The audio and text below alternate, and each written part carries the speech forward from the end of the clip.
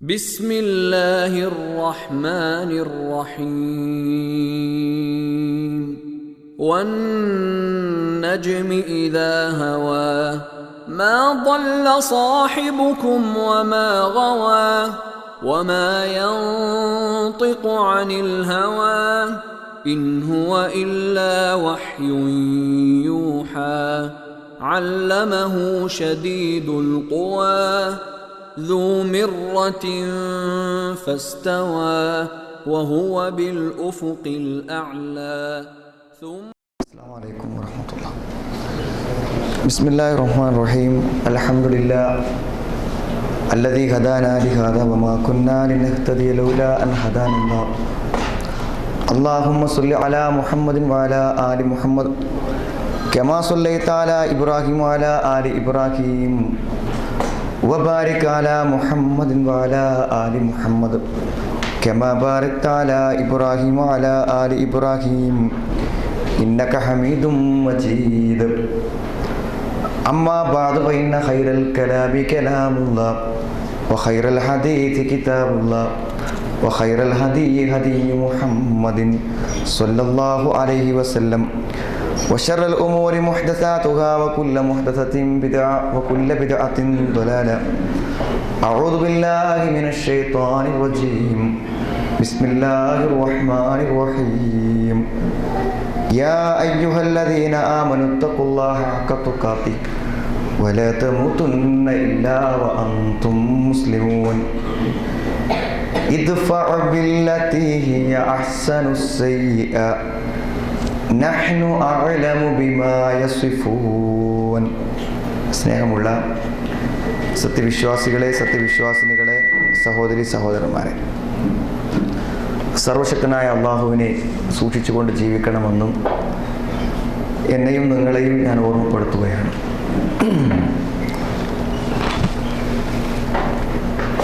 അള്ളാഹുവിൻ്റെ അനുഗ്രഹം ഒന്നുകൊണ്ട് മാത്രമാണ് അവൻ്റെ ദീനിനെ കുറിച്ച് പഠിക്കുകയും മനസ്സിലാക്കുകയും ചെയ്യുന്ന ഒരു സന്ദർഭത്തിന്, സമയത്തിന് സാക്ഷികളാകാൻ അള്ളാഹു നമുക്ക് അവസരം പ്രദാനം ചെയ്തിരിക്കുന്നത്.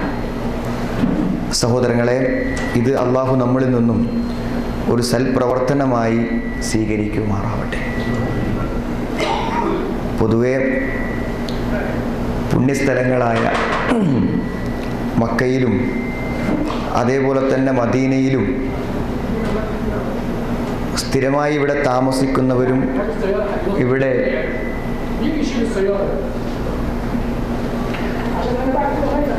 സന്ദർശനത്തിന് വേണ്ടി വരുന്നവർക്കുമെല്ലാം മനസ്സിൽ ഓർമ്മ വരുന്ന ചില കാര്യങ്ങളുണ്ട്. ധാരാളക്കണക്കിന് മഹാത്മാക്കളും നമ്മുടെ പിതാക്കളും ചവിട്ടിക്കടന്നുപോയ വഴികളാണ് ഇതെല്ലാം. ആ ഓർമ്മകൾ നമ്മുടെ മനസ്സിലേക്ക് വരും. ഒരുപക്ഷെ ഇന്ന് ഹറമിൻ്റെ പരിസരത്ത് ചെന്നപ്പോൾ എൻ്റെ മനസ്സിലൂടെ കടന്നുപോയൊരു കാര്യം, മരണപ്പെട്ടു പോയ എൻ്റെ പിതാവ് ഹജ്ജ് ചെയ്തതുകൊണ്ട് വർഷങ്ങൾക്ക് മുമ്പ് ഇവിടെ വന്നിട്ടുണ്ടായിരിക്കുമല്ലോ എന്ന് ഞാൻ ആലോചിച്ചു. നമുക്ക് ഏതൊരാളെക്കുറിച്ചും ധൈര്യമായി നമുക്ക് ചിന്തിക്കാൻ പറ്റുന്നൊരു കാര്യമാണ് അവർ കടന്നുപോയ വഴിയാണ്. നമ്മുടെ വാപ്പമാർ, വല്യപ്പന്മാർ, മഹാപണ്ഡിതന്മാർ, നമുക്ക് പരിചയമുള്ള ഒട്ടനവധി ആളുകൾ കടന്നുപോയിട്ടുണ്ട് ഈ ഭൂമിയിലൂടെ, ഈ മണ്ണിലൂടെ. അതുകൊണ്ട് തന്നെ ഇതിൻ്റെ പരിശുദ്ധിയും പരിപാവനവും നമ്മുടെ ഹൃദയത്തിലുണ്ടാക്കുന്ന വികാരവിചാരങ്ങളെപ്പോലെ തന്നെ ധാരാളം കാര്യങ്ങളെ ചിന്തിക്കുവാനും ആലോചിക്കുവാനും വക നൽകുന്ന, ഹൃദയങ്ങളിൽ വികാരം തുടിച്ചു നിൽക്കുന്ന ഒരു സന്ദർഭവും സമയവും സാഹചര്യവും ഇവിടെയുണ്ട്. മാത്രവുമല്ല, നമ്മുടെ സ്വന്തം മക്കളെക്കാൾ, മാതാപിതാക്കളെക്കാൾ നാം സ്നേഹിക്കുന്ന മഹാനായ റസൂൽ കരീം സല്ലല്ലാഹു അലൈഹി വസല്ലമയുടെ പട്ടണമാണ് യഥാർത്ഥത്തിൽ ഇത്.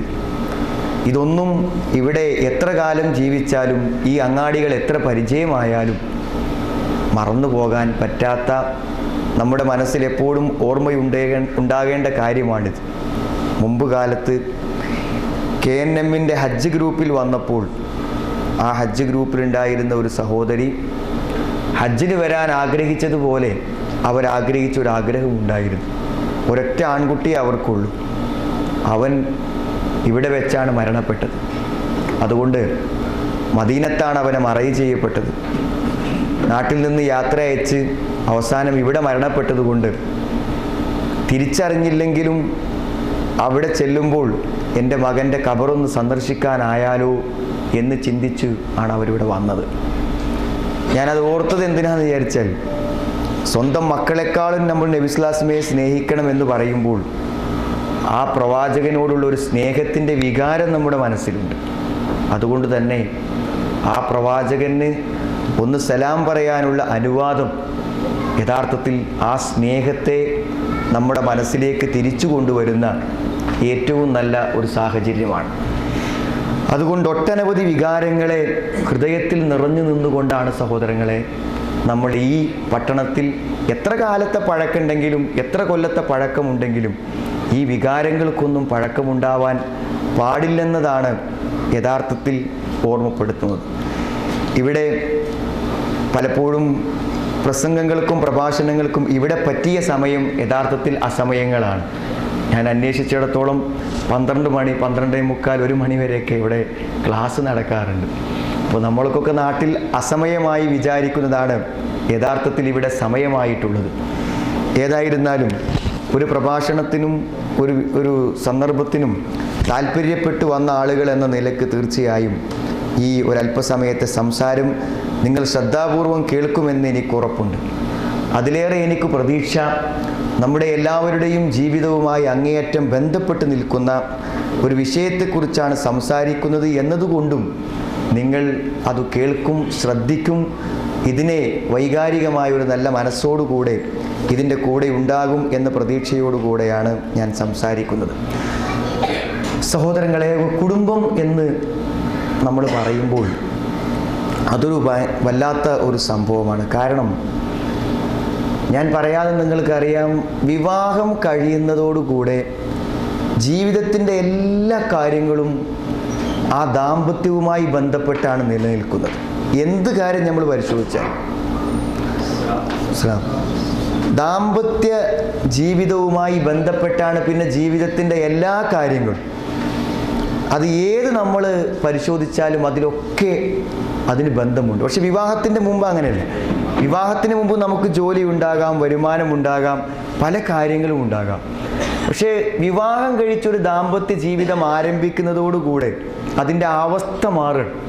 അത് നമുക്ക് ചിന്തിച്ചാലും ആലോചിച്ചാലും ഞാൻ ഉദാഹരണങ്ങൾ പറയാതെ മനസ്സിലാക്കാൻ പറ്റൊരു കാര്യമാണ്. എന്തിനാണൊരു ജോലി എന്ന് ചോദിക്കുമ്പോൾ ആ ജോലിയുടെ ലക്ഷ്യം നമ്മുടെ കുടുംബമാണ്. ആ കുടുംബത്തിനെ കുറിച്ചുള്ള ശരിക്കുള്ള ആലോചനകളും പ്രതീക്ഷകളും ഇല്ലെങ്കിൽ നമ്മൾ അത്ര ത്യാഗപൂർവമായൊരു ജോലിക്ക് നമ്മുടെ ശരീരമോ നമ്മുടെ മനസ്സോ പാകപ്പെടില്ല. എന്ത് ത്യാഗവും അനുഭവിച്ച് എനിക്ക് ജീവിതത്തിന് വരുമാനം ഉണ്ടാകണമെന്ന് ആഗ്രഹിക്കുന്നതിൻ്റെ പിന്നിൽ നാം തുടങ്ങി വെച്ച ഒരു വിവാഹത്തിന്, ഒരു ദാമ്പത്യത്തിന് അതിൽ ശക്തമായ ഒരു പങ്കുണ്ട്. നമ്മുടെ വരുമാനങ്ങൾ, നമ്മുടെ ജീവിതത്തിന് ആവശ്യമായ വരുമാനം വേണമെന്ന് നമ്മൾ വിശ്വസിക്കുമ്പോൾ അതിലും ഏറ്റവും പ്രധാന കാര്യം നമ്മുടെ കുടുംബം തന്നെയാണ്. ഇപ്പം ഈ യാത്രയിൽ ഞാൻ പരിചയപ്പെട്ടു ഒരു വളരെ പ്രായമായ ഒരാൾ, യഥാർത്ഥത്തിൽ ഒരു പരസഹായത്തോടു കൂടെ ജീവിക്കേണ്ട ഒരാൾ ഇപ്പോഴും ഇവിടെ ജോലി ചെയ്തുകൊണ്ടിരിക്കുകയാണ്. അപ്പം അദ്ദേഹം പറയുന്നത് എന്താ വെച്ചാൽ, 8ാമത്തെ മകളുടെ വിവാഹം നിശ്ചയിച്ച് കഴിഞ്ഞത് ഞാൻ പോകുന്നതാണ്. അപ്പോൾ 7 മക്കളെ അയാൾ ഇവിടെ നിന്ന് കല്യാണം കഴിപ്പിച്ചു. അപ്പം എന്തിനാണ് അയാൾ ഇവിടെ ജീവിച്ചതെന്ന് വെച്ചാൽ, വിവാഹ ദാമ്പത്യത്തിന് ശേഷം ദാമ്പത്യ ജീവിതത്തിൻ്റെ ഒരു മധുരവും അനുഭവിക്കാതെ ആ കുട്ടികൾക്ക് ജന്മം നൽകി ആ കുട്ടികൾക്ക് നല്ലൊരു ഭാവി നൽകാൻ അയാൾ കഷ്ടപ്പെടുകയാണ് ഇവിടെ. ഇനി കുട്ടികളെ കല്യാണം കഴിഞ്ഞാൽ അവരെന്താ ചെയ്യാനുള്ളത്? തങ്ങളുടെ ഭർത്താവിനോടൊപ്പം സുഖമായി ദാമ്പത്യം നയിക്കുക. തങ്ങളുടെ മക്കൾ ദാമ്പത്യ ജീവിതം അനുഭവിക്കാൻ ഒരു പിതാവ് ദാമ്പത്യത്തെ ബലികഴിച്ചിരിക്കുകയാണ് സഹോദരങ്ങളെ. അപ്പൊ എന്തിനൊക്കെ പ്രേരിപ്പിക്കും നമ്മുടെ ദാമ്പത്യം? ഒരുപക്ഷെ വിവാഹം എന്നത് ജീവിതത്തിൽ ഒരു ആഘോഷ ദിവസമായിരിക്കാം. ഒരുപക്ഷെ ജീവിതത്തിൽ ഏറ്റവും അധികം ആശങ്കപ്പെടേണ്ട രാത്രി വിവാഹത്തിൻ്റെ തലേ രാത്രിയാണ്. നല്ലൊരു പ്രതീക്ഷയും ചില സന്തോഷങ്ങളും ഉള്ളതുകൊണ്ട് നമ്മൾ അറിയാതെ പോവുകയാണ്. കാരണം വിവാഹത്തിൻ്റെ പിറ്റേന്ന് മുതൽ ജീവിതത്തിൻ്റെ അവസ്ഥകൾ മുഴുവനും മാറാൻ പോവുകയാണ്. അതുകൊണ്ട് തന്നെ ദാമ്പത്യം എന്നത് ജീവിതത്തിൻ്റെ എല്ലാ മേഖലകളെയും ചൂഴ്ന്നു നിൽക്കുന്ന ഒന്നാണ്. നമ്മുടെ താമസം, ജീവിതം, നമ്മൾ ഒരു ഭാഗത്ത് ഉറങ്ങുമ്പോൾ അവിടെ സംതൃപ്തമായി നമുക്ക് ഉറങ്ങാൻ പറ്റാതിരിക്കൽ വിവാഹം കഴിച്ചാൽ മാത്രമാണ്. അല്ലെങ്കിൽ എവിടെ കടന്നാൽ എന്താ സഹോദരങ്ങളെ? വിവാഹത്തിന് മുമ്പ് നമ്മൾ യാത്ര ചെയ്യാനിട്ടല്ല, പക്ഷെ ഒരു വിവാഹിതൻ യാത്ര ചെയ്യുമ്പോൾ തൻ്റെ കുടുംബത്തിലേക്ക് മടങ്ങി വരാനുള്ളൊരു ആശയുണ്ട് അവൻ. ഒരു വിവാഹിതൻ യാത്ര പുറപ്പെടുമ്പോൾ തൻ്റെ കുടുംബത്തിന് വേർപ്പെടുന്ന ഒരു നൊമ്പരമുണ്ട് അവിടെ. ജീവിതത്തിൽ എന്താണ് കുടുംബജീവിതവുമായി ബന്ധപ്പെടാത്തത്? വിവാഹവും ദാമ്പത്യവുമായി ബന്ധപ്പെടാത്തൊരു കാര്യമില്ല. പക്ഷെ സഹോദരങ്ങൾ, ഇതൊരു ഭാരമായി എടുത്താൽ ജീവിതം ഏറ്റവും വലിയ ഭാരമാകും. മക്കളെ പോറ്റാൻ ഞാൻ കഷ്ടപ്പെടുന്നല്ലോ എന്ന വേദന, എൻ്റെ ഭാര്യ എൻ്റെ കൂടെയില്ലല്ലോ എന്ന വേദന, വിവാഹ ജീവിതത്തിലെ നഷ്ടങ്ങളെയും പരാജയങ്ങളെയും പ്രതിസന്ധികളെയും കുറിച്ച് ചിന്തിച്ചാൽ ജീവിതം തന്നെ ദുരിതപൂർണമാകും. പക്ഷേ ഖുർആനും അതേപോലെ തന്നെ നബിവചനങ്ങളും നമ്മളെ പഠിപ്പിക്കുന്നത് കുടുംബജീവിതം ആസ്വദിച്ചും സന്തോഷിച്ചും ജീവിക്കാൻ തന്നെയാണ്. വല്ലാഹു ജഅല ലക്കും മിൻ അൻഫുസികും അസ്വാജ, വല്ലാഹു ജഅല ലക്കും മിൻ അൻഫുസികും അസ്വാജ. അല്ലാഹു നിങ്ങൾക്ക് ഏർപ്പെടുത്തി തന്നിരിക്കുന്നു നിങ്ങളുടെ ഇണകളെ, അള്ളാഹു നിങ്ങൾക്ക് ഇണകളെ ഏർപ്പെടുത്തി തന്നിരിക്കുന്നു. പിന്നെ നമുക്ക് ഭാര്യമാരെയും ഭർത്താക്കളെയും ഇണകളായി ജീവിക്കാനുള്ള ഒരു സംവിധാനം അള്ളാഹുവാണ് ഉണ്ടാക്കി തന്നത്. അപ്പോൾ സഹോദരങ്ങൾ, ഇത് ഉണ്ടാക്കി തന്നതിന് നമ്മളെ കഷ്ടപ്പെടുത്താണ്. അതിൽ കുട്ടികളുണ്ടായി അവരുടെ ജീവിത ഭാരം പേറി വിശ്രമിക്കാതെ ഉറങ്ങാതെ പ്രയാസപ്പെടാനാണോ പടച്ചോൻ നമുക്ക് മക്കളെ തന്നത്? നാം ആലോചിക്കേണ്ടത്. പടച്ചോൻ അങ്ങനെയല്ലത് ഈ ആയത്തിൽ പറയുന്നത്. വല്ലാഹു ജഅല ലക്കും മിൻ അൻഫുസികും അസ്വാജ വജഅല ലക്കും മിൻ അസ്വാജികും ബനീന വഹഫദ. അള്ളാഹു നിങ്ങൾക്ക് നിങ്ങളുടെ ഇണകളിൽ നിന്നും സന്താനങ്ങളെ തന്നു, അതേപോലെ തന്നെ പേരമക്കളെ തന്നു എന്ന് പറഞ്ഞാൽ അവസാനിക്കൂല. നമുക്ക് മക്കളുണ്ടായാലും അവസാനിക്കൂല കുടുംബജീവിതം. മക്കളുണ്ടായി അവർക്ക് പേരമക്കളായാലും ഒരു വല്യപ്പയായി, ഒരു കുടുംബത്തിൻ്റെ കാരണവരായി, ഒരു കുടുംബത്തിൻ്റെ ഭാഗമായി മരിക്കുന്നത് വരെ നമ്മൾ പോവുകയാണ്. ഇനി നിങ്ങൾ ആലോചിച്ച് നോക്കൂ. നിങ്ങൾ ചില ആളുകൾ പറയുന്നു ജീവിതത്തിൻ്റെയും കുടുംബത്തിൻ്റെയും ഭാരങ്ങൾ വയസ്സാകും തോറും കുറഞ്ഞു വരികയാണെന്ന്. തെറ്റല്ലേ സഹോദരങ്ങളെ ആ ധാരണ? ഒരു പക്ഷേ പേരക്കുട്ടികളുള്ളവരോട് ചോദിച്ചാൽ അറിയാൻ പറ്റും, മക്കളെ സ്നേഹിക്കുന്നതിനേക്കാളും അവർ പേരക്കുട്ടികളെ സ്നേഹിക്കുന്നത്. നമ്മുടെ മക്കൾക്ക് ഉണ്ടാകുന്ന ഭാവിയിൽ ഉണ്ടാകുന്ന സന്തോഷ ദുഃഖങ്ങളെക്കാളും നമ്മുടെ പേരക്കുട്ടികളുടെ ഭാവിയിൽ ആശങ്കപ്പെടുന്നവരാണ് ആര്? നിങ്ങൾ വല്യപ്പന്മാർ. അപ്പോൾ ഒരിക്കലും കാലം ചെല്ലും തോറും നമ്മുടെ ജീവിതത്തിൻ്റെ ഭാരങ്ങൾ ഒഴിഞ്ഞ് നമ്മൾ സ്വതന്ത്രമാവുകയാണെന്നല്ല, ഒരു കുടുംബത്തിലേക്ക് പ്രവേശിച്ചാൽ നമ്മുടെ കുടുംബം നമ്മൾ അറിയാതെ വളരുകയാണെന്ന്. എന്നിട്ട് പടച്ചോൻ പറയാണ്, നിങ്ങൾക്ക് ഈ പേരക്കുട്ടികൾക്കും മക്കൾക്കും നിങ്ങൾക്കുമെല്ലാം ഭക്ഷിക്കാൻ നല്ല ഭക്ഷണം ഞാൻ തന്നു, ഒന്നിച്ചിരുന്നു തിന്ന് ആഘോഷിച്ച് ജീവിക്കൂ തന്നെ പടച്ചോൻ പറയണത്. ഇതൊരു ഭാരമായി വിചാരിച്ച് ആകെ പ്രയാസപ്പെട്ട് ഉറങ്ങാതെ മാനസിക രോഗം വരുത്താൻ തന്നതല്ല സഹോദരങ്ങളെ കുടുംബത്തെ. വറസഖകും മിനത് ത്വയ്യിബാത്ത് അഫബിൽ ബാതിലി യുഅ്മിനൂൻ വബിനിഅ്മത്തില്ലാഹി ഹും യക്ഫുറൂൻ. അള്ളാഹു നിങ്ങൾക്ക് നല്ല വിശിഷ്ടമായ ഭക്ഷണങ്ങൾ തന്നു. അപ്പോൾ പടച്ചോൻ തന്ന സൗകര്യങ്ങൾ ശരിക്കും ആസ്വദിച്ച് തിന്നു കുടിച്ച് നമ്മുടെ മക്കളെയും നമ്മുടെ ഇണകളെയും ശരിക്കും ഉപയോഗിച്ചും ആഹ്ലാദത്തോടെ സന്തോഷത്തോടെ ജീവിക്കാനാണ് യഥാർത്ഥത്തിൽ പടച്ച തമ്പുരാൻ നമ്മളോട് ആവശ്യപ്പെടുന്നത്. സഹോദരങ്ങളെ, നമുക്കിത് സാധിക്കുന്നുണ്ടോ? നാം ഗൗരവപരമായി ആലോചിക്കേണ്ട ഒരു ചോദ്യമാണ്. ഞാൻ ഇത് സംസാരിക്കുന്നത് ഈ പ്രസംഗം കാസറ്റാക്കി ഒരാൾക്ക് കൊടുക്കാൻ വേണ്ടിയല്ല. ഈ ഒരു വിഷയത്തെയും ഈ ഒരു സന്ദർഭത്തിലും ഇതിന് താല്പര്യപ്പെട്ട് വന്ന നമ്മൾ സഹോദരങ്ങളെ, നമുക്കൊക്കെ ഒരു കുടുംബമല്ലേ? നമ്മൾ ഈ പറയുന്ന ഒരു ഇസ്ലാമികമായ ഒരു കാഴ്ചപ്പാട് വെച്ച് നമ്മുടെ കുടുംബത്തിലൊക്കെ ചെറിയ ചില മാറ്റങ്ങൾ നമ്മൾ വരുത്തണം. ആ മാറ്റങ്ങൾക്ക് വലിയ സന്തോഷങ്ങളെയും സമാധാനത്തെയും ജീവിതത്തിൽ പ്രദാനം ചെയ്യാൻ പറ്റും. അങ്ങനത്തെ ഒരു മനസ്സോടെ തന്നെയാണ് നിങ്ങൾ ഇത് കേൾക്കേണ്ടത് എന്നാണ് എനിക്ക് പറയാനുള്ളത്. അതായത് ശരിക്കും ആസ്വദിച്ചും സന്തോഷിച്ചും മുന്നോട്ട് പോകാൻ പറ്റുന്ന ഒരവസ്ഥക്കാണ് അള്ളാഹു നമുക്കൊരു കുടുംബത്തെ തന്നത്. അതൊരു പ്രയാസമായി, കഷ്ടപ്പാടായി, ജീവിതത്തിൻ്റെ ഒരു പ്രതിസന്ധിയായി ഏറ്റെടുക്കാതെ അത് സംതൃപ്തിയോടുകൂടെ മുന്നോട്ട് കൊണ്ടുപോകാൻ എന്തു വേണമെന്നാണ് ഏറ്റവും ആദ്യം വേണ്ടത്. എന്താ നിങ്ങൾ ജീവിതത്തിലൊരു കുടുംബത്തിന് വേണ്ടി മാത്രമല്ല, ജീവിക്കണമെങ്കിൽ തന്നെ സഹോദരങ്ങൾ ആദ്യം ജീവിതം എന്താണെന്ന് മനസ്സിലാകണം. ജീവിതം എന്താണെന്ന് മനസ്സിലാകാത്ത ഒരാൾക്ക് ജീവിക്കൽ തന്നെ പ്രയാസമാണ്, അതിലൊരു സംശയം വേണ്ട. നോക്കൂ, നമ്മളൊക്കെ വല്ല യാത്രയും ചെയ്യുമ്പോൾ നമ്മൾ കുട്ടികൾ കാര്യം വിമാനത്തിലൊക്കെ കാണാം. യാത്ര ചെയ്യുമ്പോൾ കുട്ടികൾ എന്താ കുട്ടികൾ കരയണത്? കുട്ടികൾ കരയണത് എന്തിനാ? എന്തിനെന്നെ ഇടങ്ങേറാക്കണമെന്ന് വെച്ചാൽ കുട്ടികൾ ഇനി ഈ ബസ്സിൻ്റെ ഉള്ളിലിട്ട് മണിക്കൂറുകൾ 5-6 മണിക്കൂർ ഈ ബുദ്ധിമുട്ടിക്കുന്നത് എന്തിനാണ്? ആ കുട്ടിക്ക് എന്തിനാണ് ഈ പോണതെന്ന് അറിയില്ല. അതുകൊണ്ട് യാത്രൻ്റെ ക്ലേശം സഹിക്കാൻ കുട്ടിക്ക് പറ്റൂല. നമുക്കറിയാം എന്തിനാ പോണത്, ഉംറക്കാ പോണത്, ഹജ്ജിനാ പോണത് നമുക്കറിയാം. അവിടെ നമ്മൾ എത്രയും സഹിക്കും. മൂത്രമൊഴിക്കാതെ 5 മണിക്കൂർ ഇരുന്ന് സഹിക്കും. അങ്ങനെ നമുക്ക് പറ്റും, കുട്ടിക്ക് പറ്റും. എന്താ കുട്ടിക്ക് അത് പറ്റാത്തത്? കുട്ടിക്ക് അറിയില്ല എന്തിനാ പോണത്. അറിയുമെങ്കിലല്ലേ സഹിക്കുള്ളൂ. നിങ്ങൾ കുട്ടിയെയൊക്കെ ഒരു മരുന്ന് കൊടുക്കാൻ ശ്രമിക്കുമ്പോൾ കുട്ടിക്ക് അറിയുന്നത് എന്താണ്, ആ മരുന്ന് കുടിക്കേണ്ടതിൻ്റെ അനിവാര്യത കുട്ടിക്ക് അറിയില്ല. എന്നാൽ അഥവാ അത് കുടിച്ച് കുട്ടിക്ക് ഒരു ആശ്വാസം കിട്ടിയാൽ പിന്നെ അടുത്ത നേരാകുന്നതിന് മുമ്പ് കുട്ടി ആ മരുന്ന് ചോദിക്കും. അപ്പോൾ കൊടുക്കാൻ പറ്റില്ലല്ലോ. ഒരു വേദനിക്കുന്നൊരു കുട്ടിക്ക് മരുന്ന് കൊടുത്ത് വേദന മാറിയാൽ ആ കുട്ടി ആ മരുന്നിൻ്റെ കുപ്പി തിരഞ്ഞു വരും. അടുത്ത സമയം 3 നേരം കൊടുക്കാനുള്ളത് രാവിലെ കൊടുത്ത് ഉച്ചയാകാൻ കാത്തുക്കൂല. അറിയാത്തത് കൊണ്ടാണ് സഹോദരങ്ങളെ. നമ്മളിൽ പലർക്കും ജീവിതത്തെക്കുറിച്ച് അറിയാത്തത് കൊണ്ട് തന്നെ ജീവിതം വല്ലാത്ത പ്രയാസമായി തോന്നുന്നുണ്ടോ? മുന്നോട്ട് പോകാൻ വലിയ ബുദ്ധിമുട്ടേക്കാണ്. ആദ്യം എന്താ വെച്ചാൽ ജീവിതം എന്താണ് എന്ന് മനസ്സിലാക്കിയേ പറ്റും. എന്താ സഹോദരങ്ങളെ ജീവിതം എന്ന് പറഞ്ഞാൽ, നമ്മുടെ മനസ്സിലും മുന്നിലും വരുന്ന, അല്ലെങ്കിൽ നമ്മുടെ കൂട്ടുകാരോ സുഹൃത്തുക്കളോ ആരോ പറഞ്ഞ് നമ്മളെ ധരിപ്പിച്ച ചില വളരെ ചെറിയ ലക്ഷ്യങ്ങളെ സാക്ഷാത്കരിക്കാനാണ് ഞാനും നിങ്ങളും ജീവിക്കുന്നത് എന്ന് വിചാരിക്കുന്നിടത്ത് തെറ്റി. പടച്ചോൻ തന്നെ ചോദിക്കണം എന്താ വെച്ചാൽ, നിങ്ങൾക്ക് ഇങ്ങനെ സമയമായപ്പോൾ കുട്ടികൾ, ജീവിക്കാൻ ജോലി, അതേപോലെ തന്നെ ആവശ്യം വന്നപ്പോൾ ഒരു വീട് ഒക്കെ ഞാൻ തന്നത് എന്തിനാണ് നിങ്ങൾ വിചാരിച്ചത്?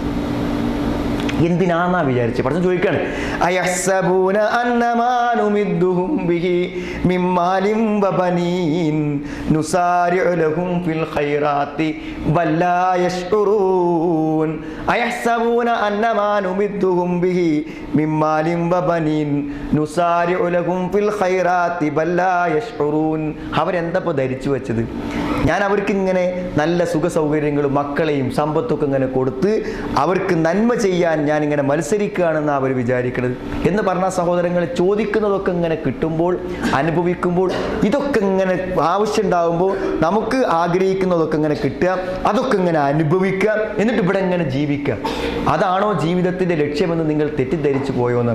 എന്നിട്ട് ആയത്ത് അള്ളാഹു അവസാനിപ്പിക്കുന്നത് എങ്ങനെയാ വെച്ചാൽ ബല്ലാ യശ്ഉറൂൻ, അവർ മനസ്സിലാക്കിയിട്ടില്ല എന്ന്. അപ്പോൾ സഹോദരങ്ങളെ, ജീവിതം എന്ന് പറഞ്ഞാൽ നമുക്ക് എന്തെങ്കിലും ഒരു വരുമാനം ഉണ്ടാകുക, നമുക്കൊരു വീടുണ്ടാകുക, സൗകര്യം ഉണ്ടാകുക, അത് മുടങ്ങുമ്പോൾ നമ്മൾ കടന്ന് വേദനിച്ച് അങ്ങേയറ്റത്തെ വിഷമത്തോടെ പ്രാർത്ഥിക്കുക, അത് ചിലതൊക്കെ പരിഹരിക്കുക, എന്നിട്ട് ഇങ്ങനെ മുന്നോട്ട് പോകുക എന്നതാണോ ജീവിതം എന്ന് നമ്മൾ മനസ്സിലാക്കിയെന്നാണ്. യഥാർത്ഥത്തിൽ ജീവിതമെന്ന് പറഞ്ഞാൽ അതല്ല സഹോദരങ്ങളെ. എനിക്കും നിങ്ങൾക്കും ചെയ്യേണ്ട അടിസ്ഥാനപരമായ ചില കാര്യങ്ങളുണ്ട്. യഥാർത്ഥത്തിൽ ഇവിടെ ജീവിക്കുമ്പോൾ ചിലതൊക്കെ നമുക്ക് ആവശ്യമാണ്. അതുകൊണ്ട് ഇതൊക്കെ വേണം. ജീവിക്കുന്ന ഒരാൾ വിവാഹം കഴിക്കണ്ടേ? ജീവിക്കുന്ന ഒരാൾക്ക് വീട് വേണ്ടേ? ജീവിക്കുന്ന ഒരാൾക്ക് ഭക്ഷണം വേണം. സഹോദരങ്ങളെ, ജീവിക്കുന്നവൻ ആവശ്യമായതാ ഇതൊക്കെ. ഞാൻ ഇന്നാണ് മരിച്ചാൽ എൻ്റെ ഭാര്യ എന്താ ചെയ്യുക? ഞാൻ ഇന്നാണ് മരിച്ചാൽ എൻ്റെ കുട്ടികൾ എന്താ ചെയ്യുക? ആലോചിക്കുന്നുണ്ടോ നമ്മൾ ആരെങ്കിലും? എന്ന് പറഞ്ഞാൽ ഇതായിരുന്നു നമ്മുടെ ദൗത്യമെങ്കിൽ സഹോദരങ്ങൾ, ഇതൊക്കെ ഒരു വഴിക്ക് എത്തുന്നവരെ നമ്മളിവിടെ വേണ്ടേ? ഇപ്പം ഞാൻ നാട്ടിൽ നിന്ന് പോരുന്നതിന് 2 ആഴ്ച മുമ്പ് പത്രത്തിൽ നിങ്ങൾ വായിച്ചിട്ടുണ്ടാവും, പ്രസവിച്ചിട്ട് ബ്ലീഡിങ് ആയപ്പോൾ കുറച്ചൊരു വലിയ ഹോസ്പിറ്റലിലേക്ക് റെഫർ ചെയ്തതാണ്. അങ്ങനെ പോണ വഴിക്ക് വെച്ചിട്ടാണ് എന്ത് ചെയ്തത്? ആ സഹോദരി വീണ്ടും ഒരു ആക്സിഡൻ്റ് ആയി മരിക്കണം.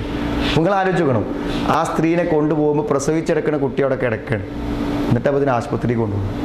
ഞാൻ പറഞ്ഞ ആ സ്ത്രീ ഒരു 4 ദിവസമെങ്കിലും ജീവിക്കേണ്ട അനിവാര്യ സമയത്തിലാണ് അള്ളാഹു തിരിച്ചു വിളിച്ചത്. പടച്ചോന് പറ്റൂല ആയുസ് നീട്ടി കൊടുക്കാൻ? ആ കുട്ടിക്ക് ഒന്ന് മുലപ്പാലിൻ്റെ രുചി അറിയാൻ പോലും ആ ഉമ്മ നിന്നില്ല, തിരിച്ചു പോയി. അപ്പോൾ നിങ്ങൾ ആലോചിച്ച് നോക്കും, നിങ്ങൾ യഥാർത്ഥത്തിൽ എന്തിനായിരുന്നു ആ ജീവിതം എന്നതിനെക്കുറിച്ച് നമ്മൾ ആലോചിക്കുകയും ചിന്തിക്കുകയും ചെയ്താൽ നമുക്ക് അർത്ഥം കിട്ടും. നമ്മളുടെ ബാധ്യതയായി വരുന്ന കാര്യങ്ങളെ മുന്നോട്ട് കൊണ്ടുപോകാൻ വേണ്ടിയാണ് എങ്കിൽ സഹോദരങ്ങളെ, ആ സഹോദരി ഏറ്റവും അധികം ജീവിച്ചിരിക്കേണ്ട ഒരു സമയത്താണ് അവർ തിരിച്ചു പോണത്. യഥാർത്ഥത്തിൽ നമ്മളെല്ലാവരും തെറ്റിദ്ധരിച്ചിരിക്കുന്ന ഒരു ഇതാണ്, നമ്മളിവിടെ ജീവിച്ചു കൊണ്ടിരിക്കുന്നത് എന്തിനാന്ന് വെച്ചാൽ ഇന്ന് നമ്മൾ നിർവഹിച്ചു കൊണ്ടിരിക്കുന്ന ഈ ദൗത്യങ്ങളെ പൂർത്തിയാക്കാൻ വേണ്ടിയാണ് നമ്മൾ ഓരോരുത്തരും ജീവിക്കുന്നത്.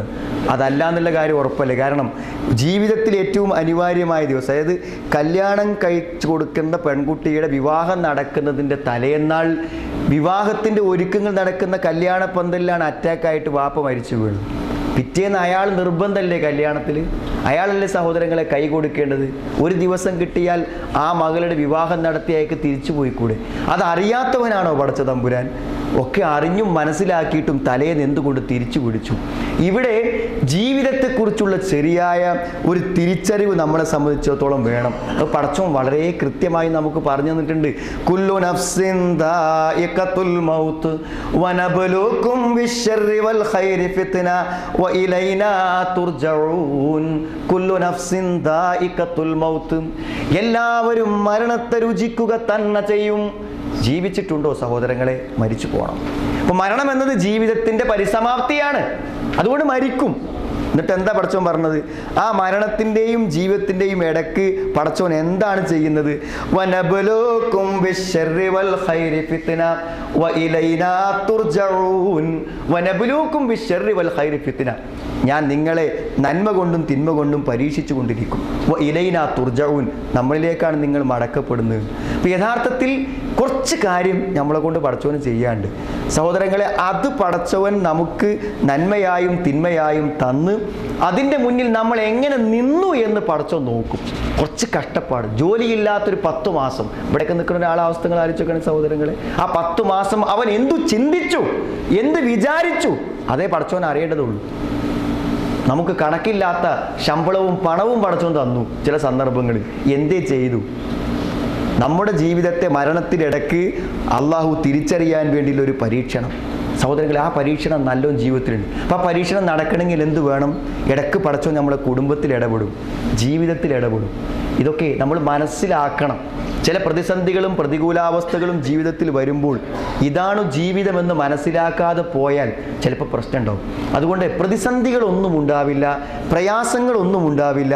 എല്ലാം ഞാൻ വിചാരിച്ചതുപോലെ പോകും എന്ന് വിചാരിച്ചാൽ ഒരുപക്ഷെ കുടുംബജീവിതം നമുക്ക് ഭാരമാകും. കാരണം അപ്രതീക്ഷിതമായ കാര്യങ്ങൾ നിരന്തരമായി സംഭവിച്ചുകൊണ്ടിരിക്കുന്നതാണ് സഹോദരങ്ങളുടെ ജീവിതം. നമ്മുടെ കുടുംബത്തിൽ നാം ഏറ്റവും സ്നേഹിക്കുന്നവർ നാം ഒരിക്കലും വിചാരിക്കാത്ത സമയത്ത് മരിക്കും.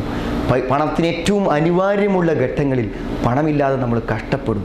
ഒരുപക്ഷെ നാം വിചാരിക്കാത്ത വഴിയിലൂടെ കണക്കില്ലാത്ത പണം വന്നു ചേരും. ഒരുപക്ഷെ നാം ഒരിക്കലും പ്രതീക്ഷിക്കാത്ത സമയങ്ങളിൽ നാം ഏറ്റവും ആഗ്രഹത്തോടെയും സന്തോഷിക്കുകയും കൊണ്ടുപോകുന്ന നമ്മുടെ ദാമ്പത്യ ബന്ധങ്ങൾക്ക് പരിക്ക് പറ്റും. ഇങ്ങനെ പലതും ജീവിതത്തിൽ സംഭവിക്കും എന്ന്.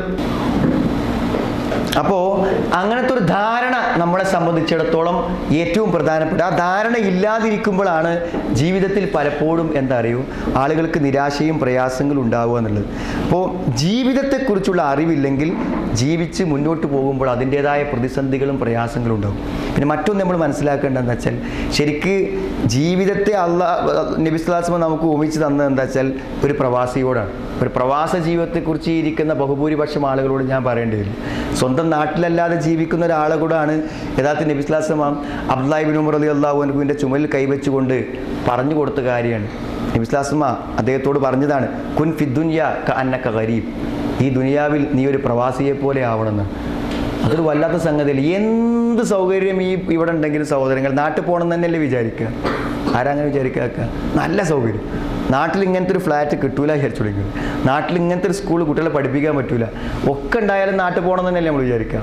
അങ്ങനെ തന്നെയല്ലേ ജീവിതത്തിൽ എന്ത് സൗകര്യങ്ങൾ ദുനിയാവിലുണ്ടെങ്കിലും മനുഷ്യൻ ആഗ്രഹിക്കുന്നത് എന്താ കാര്യങ്ങൾ? ഞാൻ മരിച്ചു പോകാനുള്ളവനാണ് എന്ന് മനസ്സിൽ നിന്ന് കളയരുതെന്നാണ്. ഞാൻ ഇവിടെയല്ല ജീവിക്കേണ്ടത്, തിരിച്ചു പോകേണ്ടവനാണ് എന്ന വിചാരം ഒരിക്കലും മനസ്സിൽ നിന്ന് പോകരുത്. അങ്ങനെ മനസ്സിൽ നിന്ന് പോകുന്നില്ലെങ്കിൽ ഞാൻ ചോദിക്കട്ടെ, ഏതെങ്കിലും ഒരു സന്ദർഭത്തിലോ സമയത്തിലോ നാട്ടിലേക്ക് തിരിച്ചു പോകേണ്ട ഒരു കൽപ്പന വന്നാൽ നാട്ടിലേക്ക് തിരിച്ചു പോകാൻ കാത്തിരിക്കുന്ന ഒരുത്തിന് വിഷമം ഉണ്ടാവില്ല. കാത്തിരിക്കാത്ത ഒരുത്തിന് പ്രശ്നം തന്നെയല്ലേ നാട്ടിലേക്ക് പോകേണ്ടി വന്നത്. അതേപോലെ തന്നെയാണ് മരിക്കുമ്പോഴും. മരിച്ചു പോകുന്നതിന് വേണ്ടിയുള്ളൊരു നല്ല കാഴ്ചപ്പാടോടെയും ഒരുക്കത്തോടെയും കൂടി ജീവിക്കുന്ന ഒരാൾക്ക് മരണം എന്ത് പ്രശ്നം? എപ്പോൾ മരിച്ചാൽ എന്ത് പ്രശ്നം സഹോദരങ്ങളെ? ആ ഒരു ധാരണയോടെ ജീവിക്കുന്നവന്. അപ്പോൾ ജീവിതത്തിൻ്റെ ഒരു നശ്വരതയെക്കുറിച്ച് എപ്പോഴും മനസ്സിൽ ഓർമ്മ വേണമെന്നാണ് നബി സ്വല്ലല്ലാഹു അലൈഹി വസല്ലം നമ്മളെ പഠിപ്പിക്കുന്നത്. അതും യഥാർത്ഥത്തിൽ ഒരു കുടുംബ ദാമ്പത്യ ജീവിതത്തിൽ അല്ലെങ്കിൽ ജീവിതത്തെക്കുറിച്ച് മനസ്സിലാക്കുന്നതിൽ നമ്മുടെ മനസ്സിൽ ഉണ്ടാവേണ്ട ഒരു കാര്യമാണ് എന്ത്? ഞാൻ മരിച്ചു പോകും, എൻ്റെ ഈ കുട്ടികളും എൻ്റെ ഭാര്യ വിധവയാകും, എൻ്റെ മക്കൾ അനാഥരാകുന്ന ഒരു സമയം എപ്പോഴും സംഭവിക്കാം എന്ന് മനസ്സുകൊണ്ടൊരു പ്രതീക്ഷ നമ്മളെ സംബന്ധിച്ചിടത്തോളം വേണം. അതോടൊപ്പം തന്നെ എന്ത് പ്രതിസന്ധി ജീവിതത്തിൽ വന്നാലും അതിനൊക്കെ പരിഹാരമുണ്ട് എന്നും ഒരല്പം ഞാൻ ശ്രമിച്ചാൽ അതെനിക്ക് പരിഹരിക്കാൻ പറ്റും. അഥവാ പരിഹരിക്കാൻ പറ്റില്ല എന്ന് വിചാരിക്കാം, അങ്ങനെ ഉണ്ടാവാൻ സംഭവിക്കാമല്ലോ. എന്നാൽ എനിക്കതിന് പ്രതിഫലമുണ്ട് എന്ന് നമ്മൾ വിചാരിക്കണം. അത് നമുക്ക് മാത്രമുള്ള സുഖമാണ്. പല ആളുകൾക്കും ഉണ്ടാവും, കുറേ കുട്ടികളൊക്കെ ഉണ്ടാകുമ്പോൾ ഏതെങ്കിലും ഒരു കുട്ടിക്കൊക്കെ ചെറിയൊരു അംഗവൈകല്യം വന്നൂടെ സഹോദരങ്ങളെ. അപ്പോൾ നമ്മളെന്താ വെച്ചാൽ നമുക്ക് കിട്ടിയ കുട്ടികൾ നല്ല ആരോഗ്യവാന്മാരായ മക്കൾ, നല്ല വരുമാനം, നല്ല ജീവിത സൗകര്യം, ഈ കുട്ടിനെക്കുറിച്ച് മാത്രം ആലോചിച്ച് വിഷമിച്ചതിൻ്റെ കിടക്കുക. എപ്പോഴും ആ കുട്ടിനെക്കുറിച്ചുള്ള ചിന്ത, ആ കുട്ടി എന്താണ് ആവുക, ആ കുട്ടിക്ക് എന്താ പറ്റുക, ആ കുട്ടി എങ്ങനെയാണൊന്ന് ശരിയായി കിട്ടുക, മനസ്സിലാ ചിന്ത മാത്രം. ആ ഒരൊറ്റ ആലോചന കൊണ്ട് എന്ത് ചെയ്യുന്നത് നിങ്ങൾ ബാക്കി കുടുംബജീവിതത്തിലെ സുഖങ്ങളൊന്നും അനുഭവിക്കാത്ത ആൾക്കാരുണ്ട്. അത് മാത്രം ചിന്തിച്ചിട്ട് ആ കുട്ടിനെ കുറിച്ച് മാത്രം ആലോചിക്കും. ഏത് സന്ദർഭത്തിലും തൻ്റെ ഭാര്യയോടൊപ്പം ഒന്നിച്ചിരുന്നാൽ നമ്മുടെ ഈ കുട്ടിൻ്റെ ഭാവി എന്ത് എന്ന് മാത്രം ചിന്തിക്കുന്ന ആളുകളുണ്ട്. സഹോദരങ്ങളെ, സൂറത്തുൽ ബഖറയിൽ നമുക്കൊക്കെ പരിചയമുള്ള ആയത്താണ്. ആയത്തൊക്കെ എന്താ വെച്ചാൽ വെറുതെ കേൾക്കല്ല, ഒക്കെ നമ്മൾ മനസ്സ് തട്ടിനെ മനസ്സിലാക്കണം. അള്ളാഹു പുണ്യമെന്ന് പറയുമ്പോൾ എന്താണെന്ന് പഠിപ്പിക്കുമ്പോൾ അതിൽ ഈമാൻ കാര്യങ്ങളും ഇസ്ലാം കാര്യങ്ങളും ഒക്കെ എണ്ണിയിട്ട് അവസാനം ആ ആയത്തിൻ്റെ അവസാനത്തിൽ കാണാൻ പറ്റും, ലൈസൽ ബിർറ അൻ തുവല്ലു വുജൂഹകും ഖിബലൽ മശ്രിഖി വൽ മഗ്രിബ് വലാകിന്നൽ ബിർറ മൻ ആമന ബില്ലാഹി വൽ യൗമിൽ ആഖിർ വൽ മലായികതി വൽ കിതാബി വൻ നബിയ്യീൻ. എല്ലാം എണ്ണി പറഞ്ഞില്ലേ, മലക്കുകളിലെ വിശ്വാസം, വേദഗ്രന്ഥത്തിലെ വിശ്വാസം ഒക്കെ പറഞ്ഞിട്ട് അള്ളാഹു അവസാനം പറയാണ്, വസ്സാബിരീന ഫിൽ ബഅ്സാഇ വല്ലറാഇ വഹീനൽ ബഅ്സ് ഉലൈകല്ലദീന സദഖൂ വഉലൈക ഹുമുൽ മുത്തഖൂൻ. വസ്സാബിരീന ഫിൽ ബഅ്സാഇ വല്ലറാഇ, ക്ഷമിക്കുന്ന ആളുകൾ. ക്ഷമിക്കുക എന്ന് പറഞ്ഞാൽ ബുദ്ധിമുട്ടും വിഷമം വരുമ്പോൾ ക്ഷമിക്കുക. സഹോദരങ്ങളെ, ജീവിതത്തിലെ മുഴുവൻ പണവും ഉപയോഗിക്കേണ്ട രൂപത്തിൽ, സമയവും മെനക്കെടുത്ത രൂപത്തിൽ, മനസ്സിന് അങ്ങേയറ്റത്തെ വിഷമവും ബുദ്ധിമുട്ടും ഉണ്ടാകുന്ന രൂപത്തിൽ ഒരു കുട്ടിയെ നമുക്ക് അല്പം വിഷമത്തോടു കൂടെ പടച്ചോൻ തന്നാൽ ആ കുട്ടി ജനിച്ച നിമിഷം മുതൽ നമ്മൾ ചിന്തിക്കേണ്ട എന്തായാലും ഈ കുട്ടിയുമായി കഴിച്ചു കൂട്ടുന്ന കാലത്തോളം ഞാൻ അനുഭവിക്കുന്ന മനോവേദനകൾക്കും മനപ്രയാസങ്ങൾക്കും ചികിത്സയ്ക്ക് വേണ്ടി ചെലവഴിക്കുന്ന പണത്തിനും എല്ലാറ്റിനും എനിക്ക് വമ്പിച്ച പ്രതിഫലം കിട്ടുമെന്ന് മനസ്സിൽ വിചാരിക്കുന്നവൻ മറ്റു കുട്ടികളെ സ്നേഹിക്കുന്നതിലേറെ ഈ കുട്ടിനെ സ്നേഹിക്കും. മറ്റുള്ള കുട്ടികളെ കുറിച്ചുള്ള സന്തോഷത്തിലേറെ ഈ കുട്ടിയിൽ സന്തോഷം ഉണ്ടാവും. ഞാൻ എന്തിനാ പറഞ്ഞത്, കാഴ്ചപ്പാടാ പ്രധാനം. സഹോദരങ്ങളെ, ഒരു ധാരണപ്പെശക് കൊണ്ട് മാത്രം ജീവിതകാലം മുഴുവൻ മനോവേദന അനുഭവിക്കുന്ന ആളുകളുണ്ട്. നമുക്കതിന് പ്രതിഫലമുണ്ട് എന്ന് നമുക്ക് വിശ്വസിക്കേണ്ടേ. നമുക്ക് എല്ലാവർക്കും അറിയണതാണ്, എത്രയോ പ്രാവശ്യം കേട്ടതാണ്, അപസ്മാര രോഗിയായ സ്ത്രീ നബി സ്വല്ലല്ലാഹു അടുക്കൽ വന്ന് പ്രാർത്ഥിക്കണം എന്ന് പറഞ്ഞപ്പോൾ നബി സ്വല്ലല്ലാഹു അലൈഹി പറഞ്ഞ സ്വർഗം കിട്ടാൻ അത് മതി. എനിക്കെൻ്റെ ഈ അപമാനം, ഇതിങ്ങനെ ഞാൻ അപസ്മാനം പിടിച്ച് വീഴുമ്പോൾ എനിക്ക് അപമാനകരമായൊരു അവസ്ഥ ഇല്ലാതിരിക്കാൻ പ്രാർത്ഥിച്ചാൽ മതി എന്ന്. പിന്നെ ഞാൻ പറഞ്ഞതെന്താ വെച്ചാൽ, യഥാർത്ഥത്തിൽ ഈ ഒരു ധാരണങ്ങൾ ആലോചിച്ച് നോക്കും നിങ്ങൾ. നമുക്ക് നല്ല ആരോഗ്യവും നല്ല സൗകര്യവുമുള്ള മക്കളെക്കുറിച്ച് നമ്മൾ സന്തോഷത്തോടു കൂടി ആലോചിക്കുമ്പോൾ ഒരല്പം വിഷമത്തോടു കൂടി ജീവിക്കുന്ന കുട്ടിയെക്കുറിച്ച് ആലോചിച്ച് ജീവിതത്തിൻ്റെ മുഴുവൻ സുഖം നഷ്ടപ്പെടുകയാണ്, ഉറക്കം നഷ്ടപ്പെടുന്നു, എല്ലാം അസ്വസ്ഥമാകുന്നു.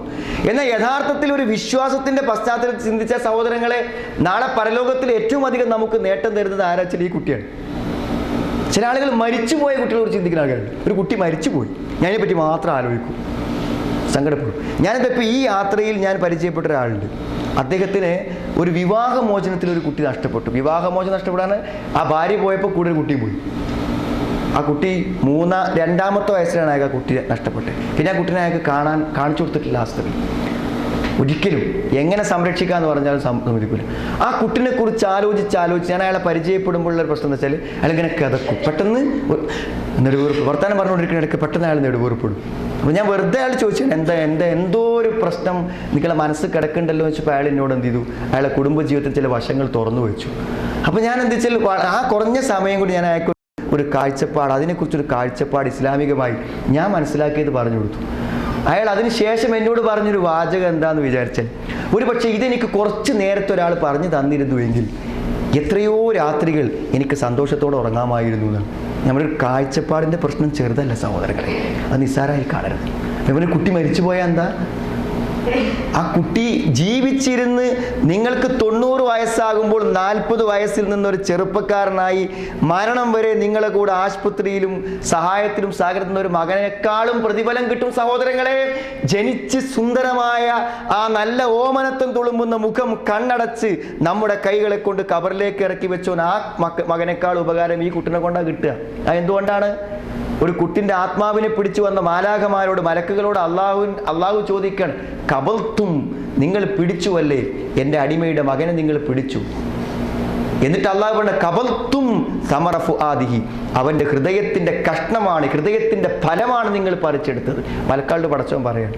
എന്നിട്ട് പടച്ചവൻ ചോദിക്കുകയാണ്, മാതാ കാലാബുദ്ധി, ആ കുട്ടി മരിച്ചപ്പോൾ എന്തേ എൻ്റെ അടിമ പറഞ്ഞത്? ആ കുട്ടിയുടെ വാപ്പ എന്തേ പറഞ്ഞു? അതിനാ സഹോദരങ്ങളെ മരിപ്പിക്കണേ. അല്ലെങ്കിൽ ആ പിഞ്ചു പൈതലിനെ എന്തിന് തിരിച്ചെടുക്കണം? ആ വാപ്പ എന്ത് വിചാരിക്കും എന്നറിയാനാണ് ആ കുട്ടിയെ കൊണ്ടുപോയത് പരീക്ഷണം.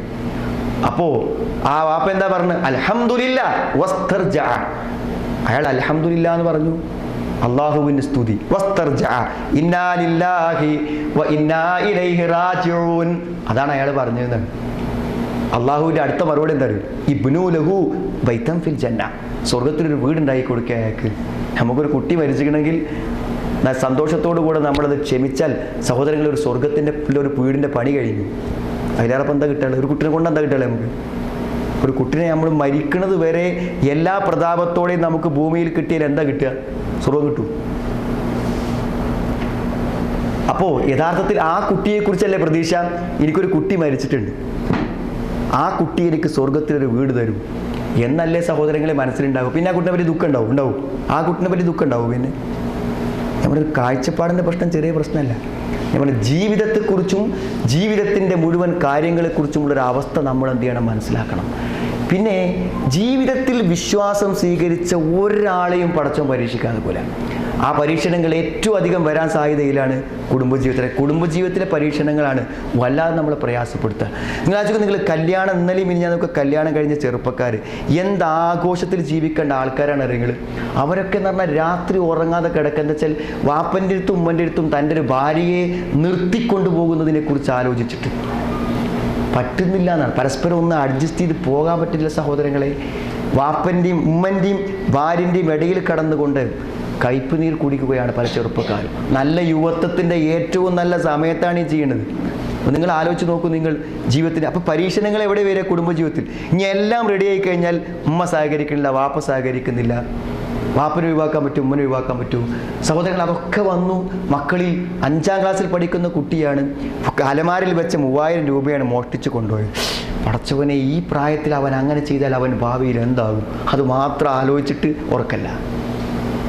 കുടുംബത്തിൽ ചെറിയൊരു പരീക്ഷണം വന്നാൽ ജീവിതം തകർന്നു എന്നാണ് ആളുകൾക്ക്. ആ ഒരു പരീക്ഷണം അവിടെ വരിക.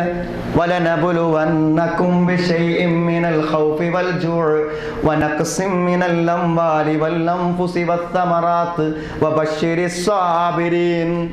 അവസാനത്തതാണ് ആദ്യ അർത്ഥം പറയുന്നത്.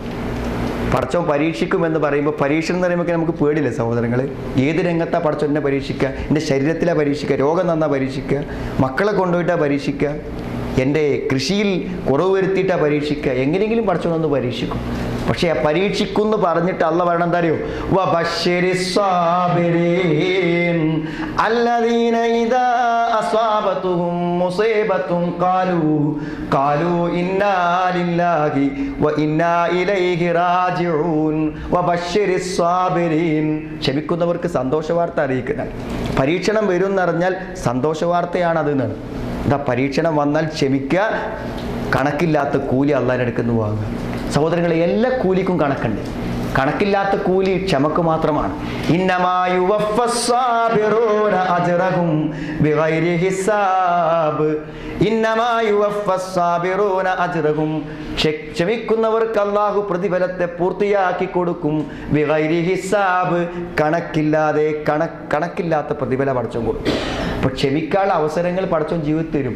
ആ ക്ഷമിക്കാനുള്ള അവസരങ്ങളെ എന്ത് ചെയ്യണം? പ്രതിഫലം കിട്ടുമല്ലോ എന്ന വിചാരത്തോടെ സന്തോഷ വാർത്തകളായി സ്വീകരിക്കാൻ പറ്റണം എന്നല്ലേ ഈ ആയത്തെ നമ്മളെ പഠിപ്പിക്കുന്നത്.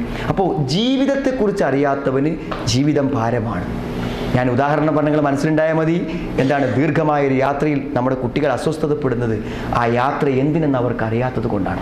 സഹോദരങ്ങളെ, ഈ ജീവിതം എന്തിനെന്ന് അറിഞ്ഞില്ലെങ്കിൽ ജീവിതത്തിൻ്റെ ഓരോ കാര്യങ്ങളെയും ഉൾക്കൊള്ളാനും മുന്നോട്ട് കൊണ്ടുപോകാനും നമുക്ക് പറ്റൂല എന്നാണ്. ഒരു പരിധി വരെയൊക്കെ നമ്മുടെ ഭാര്യയുമായുള്ള ബന്ധം, മാതാപിതാക്കളുമായുള്ള ബന്ധം, മക്കളുടെ കാര്യം, ഇതൊക്കെ സഹോദരങ്ങളെ നമ്മുടെ അറിവില്ലായ്മ അതിലൊക്കെ വളരെ വലിയ സ്വാധീനങ്ങൾ ചെലുത്തിയിട്ടുണ്ട്. അപ്പോൾ ചിലതിലൊക്കെ ചില കാഴ്ചപ്പാടുകൾ നമുക്കുണ്ടായിക്കഴിഞ്ഞാൽ നമ്മുടെ ജീവിതത്തെ ഒന്നും കൂടെ മെച്ചമാക്കാൻ പറ്റുമെന്നാണ് ഞാൻ വിശ്വസിക്കുന്നത്. അതിലേക്കുള്ള ചില സൂചനകൾ തരാനാണ് ഇനിയുള്ള സമയം ഞാൻ ഉപയോഗപ്പെടുത്തുന്നത്. ഏറ്റവും ഒന്നാമത്തെ എന്താ വെച്ചാൽ മാതാപിതാക്കളാണ്. പലപ്പോഴും നമ്മൾ കുടുംബം എന്ന് പറയുമ്പോൾ നമുക്ക് പെട്ടെന്ന് നമ്മളെ മനസ്സിലേക്ക് വരിക നമ്മളെ മക്കളും നമ്മളെ ഭാര്യയ്ക്ക്. പക്ഷെ സഹോദരങ്ങൾ, ഒരു കുടുംബത്തിലെ ഏറ്റവും പ്രധാനം മാതാപിതാക്കളാണ്. ഞാൻ അങ്ങനെ പറയാൻ കാരണം എന്താണെന്ന് വെച്ചാൽ, ഈ മാതാപിതാക്കളുടെ അസംതൃപ്തി, ഭാര്യ എന്നോട് പിണങ്ങിയാലും മക്കൾ എന്നോട് പിണങ്ങിയാലും എനിക്കുണ്ടാകുന്നതിലേറെ എത്രയോ ഇരട്ടി പ്രയാസമായിരിക്കും മാതാവോ പിതാവോ പിണങ്ങിയാൽ. അതിന് 2 കാരണങ്ങളുണ്ട്. ഒന്നാമത്തെ കാരണം എന്താണെന്ന് വിചാരിച്ചാൽ, ഈ വാപ്പനെയും ഉമ്മനെയും ഒരു വിശ്വാസി എന്ന നിലക്ക് മാതാപിതാക്കളോടുള്ള കടമ നമ്മൾ പലപ്പോഴും പല പ്രഭാഷണത്തിലും അറിഞ്ഞ് മനസ്സിൽ ഉറച്ചതാണ്. അപ്പോൾ അതിലെന്തെങ്കിലും തകരാറ് വന്നാൽ പടച്ചോനെ ആ ശിക്ഷണല്ലോ, ആ നിലക്കാണല്ലോ പടച്ചോൻ്റെ എത്തി ഞാൻ കുറ്റക്കാരനാവുക എന്ന് ചിന്തിക്കുമ്പോൾ വല്ലാത്തൊരു വേദന മനസ്സിലുണ്ടാവും. കാരണം എന്തെങ്കിലും പ്രശ്നം ഉണ്ടാകുമ്പോൾ നമ്മുടെ മനസ്സിൽ ഓർമ്മ വരും, വഖളാ റബ്ബുക അല്ലാ തഅബുദു ഇല്ലാ ഇയ്യാഹു വബിൽ വാലിദൈനി ഇഹ്സാനാ. എത്രയോ പ്രസംഗങ്ങൾ കേട്ട ആയത്തെ നമ്മുടെ മനസ്സിൽ വരും. വാപ്പയൊന്ന് നമ്മുടെ വാക്കിൽ തെറ്റിയാൽ, ഉമ്മയൊന്ന് പിണങ്ങിയാൽ നമ്മുടെ മനസ്സിൽ വരുന്ന ഒരായത്താണെന്ത്? അള്ളാഹു വിധിച്ചിരിക്കുന്നു അവനെ മാത്രം ആരാധിക്കണമെന്ന്, അത് കഴിഞ്ഞാൽ മാതാപിതാക്കൾക്ക് നന്മ ചെയ്യണമെന്ന്. പടച്ചോനെ ഇത്ര കൃത്യമായി പടച്ചോൻ പറഞ്ഞിട്ട് എനിക്ക് പറ്റുന്നില്ലല്ലോ എൻ്റെ ഉപ്പാനും ഉമ്മാനെയും ആ രൂപത്തിലൊരു സംതൃപ്തകരമായി കൊണ്ടുപോകാൻ പറ്റുന്നില്ലല്ലോ എന്ന് ചിന്തിച്ചാൽ മനസ്സ് വല്ലാതെ അസ്വസ്ഥതപ്പെടും. രണ്ടാമത്തെ ഒരു ഹദീസാണ്. മഹാപാപങ്ങളെ പറ്റി നബി സ്വല്ലല്ലാഹു അലൈഹി വസല്ലം ചോദിച്ചപ്പോൾ നബി പറഞ്ഞെന്താണ്? അള്ളാഹുവിൽ പങ്കു ചേർക്കലും ഷിർക്കും, അതേപോലെ തന്നെ അതിനുശേഷം നബി സ്വല്ലല്ലാഹു അലൈഹി വസല്ലം ഉഖൂഖുൽ വാലിദൈൻ, മാതാവും പിതാവും വിഷമിക്കുക, അവർക്ക് മനസ്സിക്കൊരു ഇടങ്ങേറുണ്ടാവുക നമ്മളെക്കുറിച്ച് ഓർത്തിട്ട്. മഹാപാപാണെന്ന് പറഞ്ഞു. ഇത് വാപ്പാനെയും ഉമ്മാനെയും ഏതെങ്കിലും നിലക്ക് മാനസികമായി ഒന്ന് വിഷമിപ്പിക്കുന്നത് മഹാപാപാണ്. സഹോദരങ്ങൾ, ഈ അറിവുള്ള ഒരാൾക്ക് ഭാര്യ തെറ്റുന്നതിനേക്കാൾ മക്കൾ പിണങ്ങുന്നതിനേക്കാളും ഏറ്റവും വലിയ മനപ്രയാസം മാതാപിതാക്കൾ പിണങ്ങിയാൽ ഉണ്ടാവും. സ്വാഭാവികമാണ്. ഒരു കാരണം അതാണ്. രണ്ടാമത്തെ കാരണം എന്താ വെച്ചാൽ, ഈ വാപ്പയും ഉമ്മയുമായിട്ടുള്ള നമ്മുടെ ബന്ധം നമുക്ക് ശരിക്കും അറിയാം. ആ ബന്ധത്തിൻ്റെ ഒരു അനുഭവം നമുക്കുണ്ട്. എത്രമാത്രം എൻ്റെ ഉമ്മ എനിക്ക് കഷ്ടപ്പെട്ടു, എൻ്റെ വാപ്പ എനിക്ക് വേണ്ടി കഷ്ടപ്പെട്ടു എന്നതിനെക്കുറിച്ച് ശരിക്കൊരു ധാരണ ഉണ്ട്. അത് ഖുർആൻ തന്നെ പറഞ്ഞൊരു സംഗതിയാണ്, നമ്മൾ മനസ്സറിഞ്ഞ് വായിക്കേണ്ട ഒരു ആയത്താണ്. അതായത് ഈ അടുത്ത കാലത്ത് ഞാൻ പരിചയപ്പെട്ട ഒരാളുണ്ട്. അദ്ദേഹം വലിയൊരു ഉദ്യോഗസ്ഥനാണൊക്കെയാണ്. നമ്മുടെ ഈ മുജാഹിദ് പ്രസ്ഥാനമായിട്ടോ സലഫി പ്രസ്ഥാനമായിട്ടോ ഒരു ബന്ധമില്ല. പക്ഷെ അയാൾ എന്താ വെച്ചാൽ പിന്നെ ദഅവാ വോയിസിൽ നിന്ന് പ്രസംഗങ്ങൾ ഡൗൺലോഡ് ചെയ്ത് കേൾക്കും. അങ്ങനെ അയാളുടെ വീട്ടിൻ്റെ റൂമിലിരുന്ന് അയാൾ അറിയാതെ അയാളൊരു സലഫി പ്രസ്ഥാനത്തിൻ്റെ ആളായി മാറിയതാണ്. അപ്പോൾ അങ്ങനെ കേട്ട കൂട്ടത്തിൽ എൻ്റെ ഒരു പ്രഭാഷണം കേട്ടതിൻ്റെ അടിസ്ഥാനത്തിൽ ഞാൻ ഖുത്ബ പറയുന്ന പള്ളിയിൽ തെരഞ്ഞു വന്നു. അങ്ങനെ ജുമാ കഴിഞ്ഞിട്ട് അദ്ദേഹം എന്നെ കണ്ടിട്ട് പറഞ്ഞു, എനിക്കൊരല്പസമയം നിങ്ങളുമായി സംസാരിക്കാൻ പറ്റണം. അന്നത്തെ ദിവസം തന്നെ ഞങ്ങളൊരു മണിക്കൂർ സംസാരിക്കാൻ വേണ്ടിയിരുന്നു. അപ്പോൾ അയാൾ ഭയങ്കര അസ്വസ്ഥനായി ഞങ്ങൾ. അപ്പോൾ ഈ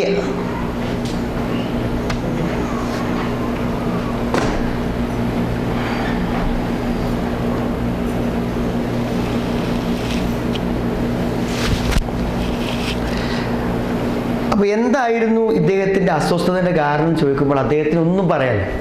എനിക്ക് സാമ്പത്തിക പ്രശ്നങ്ങളില്ല, വീട്ടിലൊന്നും ഒരു പ്രശ്നമില്ല. ഒരു പ്രശ്നമില്ലാതെ എത്രമാത്രം ഒരു മാനസികമായ പ്രതിസന്ധി പ്രയാസം അനുഭവിക്കേണ്ട കാര്യം എന്തെന്ന്. അപ്പം ഞാൻ എന്നാൽ എന്തെങ്കിലും ഒരു മാനസിക പ്രയാസം അദ്ദേഹത്തിന് ഉണ്ട് എന്ന് എനിക്ക് ഉറപ്പാണ്.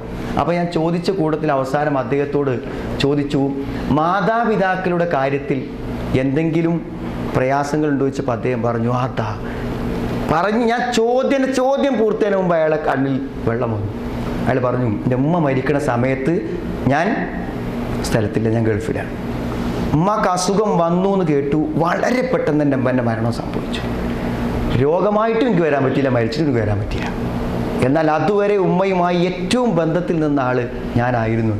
അത് പറയുകയും ഒരു 45 വയസ്സ് പ്രായമുള്ള അയാൾ കരഞ്ഞു. കുറച്ച് സമയം സംസാരം നിർത്തി അയാൾക്ക് കരയാൻ സമയം കൊടുത്തു. എന്താ സഹോദരങ്ങളെ അങ്ങനെ വരാൻ? അത്രമാത്രം മാനസികമായ ആഘാതം. ഒരു കുറ്റക്കാരൊന്നല്ല അയാൾ ഗൾഫിലാണ്. ഉമ്മൻ്റെ സമ്മതത്തോടെയും പൊരുത്തത്തോടെയും കൂടി തന്നെയാണ് ഗൾഫിൽ വന്നിട്ടുള്ളത്. ആകസ്മികമാണ്, തിരിച്ചു പോകാൻ സാങ്കേതിക പ്രശ്നങ്ങൾ ഉണ്ടാവില്ലേ, യാത്രക്ക് ഇവിടെ ഉണ്ടാവില്ലേ, അങ്ങനെ സംഭവിച്ചുള്ളൂ. പക്ഷേ നമുക്കത് അതിൻ്റെ ആ ആഴം നമുക്ക് മനസ്സിലാകും. ഞാൻ ഈ ആയത്ത് വായിച്ചാൽ നമുക്ക് മനസ്സിലാവും.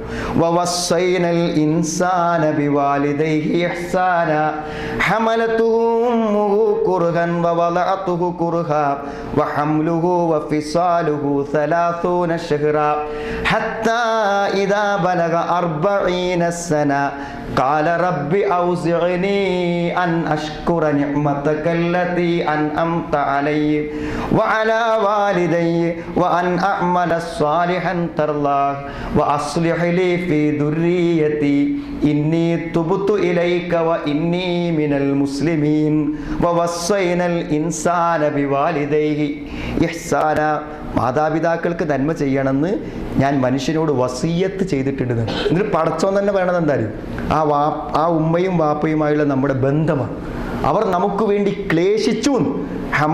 ഹമലത്തുഹു ഉമ്മുഹു കുറുഹൻ വളർത്തുഹു കുറുഹ. വളരെ പ്രയാസപ്പെട്ടാണ് ഗർഭം ചുമന്നത്, വളരെ പ്രയാസപ്പെട്ടാണ് ഇത് പ്രസവിച്ചത്. ഹംലുഹു വ ഫിസാലുഹു 30 ശഹറ. 30 മാസമാണ് ആ ഗർഭധാരണവും അതേപോലെ തന്നെ മുലകുടിയും. എന്നിട്ട് ആ ആയത്ത് തന്നെ പടച്ചോൻ പറയാണ് ഹത്താ ഇദാ ബലഗ 40 സന. 40 വയസ്സെത്തിക്കഴിഞ്ഞാൽ അവൻ പടച്ചോനോട് പ്രാർത്ഥിക്കും. എന്താ പ്രാർത്ഥിക്കുക എന്നറിയും? എന്താ പ്രാർത്ഥിക്കുക? പടച്ചോനെ, എനിക്ക് നല്ലത് ചെയ്യാൻ എന്നെ പ്രേരിപ്പിക്കണം. വയസ്സ് ജീവിതത്തിൻ്റെ പകുതിയിൽ ഞാൻ പിന്നിട്ടു. ഞാൻ പലതും ചെയ്തിട്ടുണ്ടെങ്കിലും നിന്നെ തൃപ്തിപ്പെടുത്താവുന്ന എന്തെങ്കിലും ചെയ്തോ എന്ന് ചോദിച്ചാൽ എനിക്ക് അങ്ങനെയുണ്ട് ഉറപ്പ് കിട്ടുന്നില്ല. ചെയ്തിട്ടുണ്ട് ഞാൻ, പക്ഷെ നിന്നെ തൃപ്തിപ്പെടുത്താവുന്ന വല്ലതും. റബ്ബി ഔസിഇനി അൻ അഷ്കുറ നിഅമതകല്ലതി അൻഅംത അലയ്യ വഅലാ വാലിദയ്യ. നീ എനിക്കും എൻ്റെ മാതാപിതാക്കൾക്കും ചെയ്തു തന്ന അനുഗ്രഹങ്ങൾക്ക് നന്ദി എന്നോണം ആ നന്ദി ചെയ്യുവാൻ നീ എന്നെ പ്രേരിപ്പിക്കണം. നീ തൃപ്തിപ്പെടുന്ന പ്രവർത്തനങ്ങൾ പ്രവർത്തിക്കാൻ എന്നെ പ്രേരിപ്പിക്കണം. വഅസ്ലിഹ് ലീ ഫീ ദുർരിയതി. ഞാൻ ആശങ്കപ്പെടുന്ന എൻ്റെ മക്കളിൽ എനിക്കു നന്മയുണ്ടാക്കണം. വഅസ്ലിഹ് ലീ ഫീ ദുർരിയതി ഇന്നി തുബ്തു ഇലൈക. ഞാൻ നിന്നിലേക്ക് ഖേദിച്ചു മടങ്ങുന്നു. വഇന്നി മിനൽ മുസ്ലിമീൻ. ഞാൻ നിനക്ക് കീഴ്പ്പെട്ട മുസ്ലിങ്ങളിൽപ്പെട്ടവനാകുന്നു. ആ പ്രാർത്ഥനയിൽ കുറേ കാര്യങ്ങളുണ്ട് സഹോദരങ്ങൾ. ഉമ്മ ചെയ്ത കഷ്ടപ്പാട് ഓർക്കുമ്പോൾ നമുക്ക് അമ്മനോട് സ്നേഹം ഉണ്ടാവും. അപ്പോൾ കുറച്ചൊരു പ്രായമൊക്കെ എത്തുമ്പോഴേ പാപ്പനെയും ഇമ്മനെയും ഓർത്താൽ ആ മുമ്പത്തതിനേക്കാളും വലിയ ബന്ധമാണ് നമുക്ക് അവരോട് തോന്നുക. അത്രയും വലിയ കഷ്ടപ്പാടും പ്രയാസവും അവർ നമുക്ക് സഹിച്ചല്ലോ എന്ന് ആലോചിക്കുമ്പോൾ. അതുകൊണ്ട് ഞാൻ പറഞ്ഞു വന്ന് നിങ്ങൾ ശ്രദ്ധിച്ചിട്ടുണ്ടായിരിക്കും, മക്കളോ അല്ലെങ്കിൽ നമ്മുടെ ഇണകളോ അവരോടുള്ള പിണക്കത്തെ പോലെയോ അകലം പോലെയല്ല മാതാപിതാക്കളോടുള്ള അകലം നടന്നു. അതിലെന്തെങ്കിലും പ്രശ്നം വന്നാൽ അത് നമ്മുടെ ജീവിതത്തെ വല്ലാതെ അസ്വസ്ഥമാക്കും. അതുകൊണ്ട് സഹോദരങ്ങളെ, കുറച്ച് ത്യാഗം ചെയ്താലും കുറച്ച് വിട്ടുവീഴ്ച ചെയ്താലും കുറച്ച് പ്രയാസം പെട്ടാലും നമ്മൾ എന്ത് ചെയ്യണമെന്നറിയോ? നമ്മൾ മാതാപിതാക്കളെ നമ്മൾ പരിഗണിക്കണം. ഇന്നലെ ഒരു കല്യാണം കഴിഞ്ഞൊരു ചെറുപ്പക്കാരൻ സംസാരിച്ചപ്പോൾ എന്നോട് പറഞ്ഞൊരു കാര്യം എന്താ വെച്ചാൽ, ആകെ ഒരു മകനോട്, അവനാണെങ്കിൽ ഇവിടെ നല്ല ജോലിയാണ്, നല്ലൊരു ഫ്ലാറ്റ് എടുത്ത് സുന്ദരമായി ഇവിടെ ജീവിക്കാം, ഭാര്യനെ കൊണ്ടുവരാൻ ആഗ്രഹമുണ്ട്, വിസ ഉണ്ട്, ഒക്കെ ഉണ്ട്. വാപ്പിയമ്മയും പോരില്ല, അവളെ കൊണ്ടുവരാൻ അയക്കൂല. എന്താ ചെയ്യുക ഞങ്ങളെന്ന് പറഞ്ഞാൽ, അവൻ പുതിയതായി വിവാഹം കഴിച്ചാണ്, അവൻ്റെ ഭാര്യയുമായി ഗൾഫിൽ ജീവിക്കാനുള്ള എല്ലാ സാഹചര്യങ്ങളും ഉണ്ട്, നല്ല ശമ്പളമുണ്ട്. പക്ഷേ വാപ്പിയമ്മയും പോരുകയാണെങ്കിൽ വാപ്പനെയും കൊണ്ടുവരാം, ഉമ്മനെയും കൊണ്ടുവരാം, അവരെവിടെ ഭാര്യൻ്റെ കൂടെ നിർത്തി സുഖമായിട്ട് അവൻ ജീവിക്കാം. അവൻ അത്രയും നല്ല ജോലിയാണ്, ഇവിടുന്ന് ഒഴിവാക്കി നാട്ടിൽ തിരിച്ചു പോകാൻ പറ്റിയ അവസ്ഥയല്ല, നല്ല സൗകര്യമാണ്, ഇഷ്ടം പോലെ സമയമുണ്ട് അവരെ പരിചരിക്കാൻ. ഇവിടെ അത്ര കുറഞ്ഞ സമയം ഡ്യൂട്ടി ടൈമേ ഉള്ളൂ.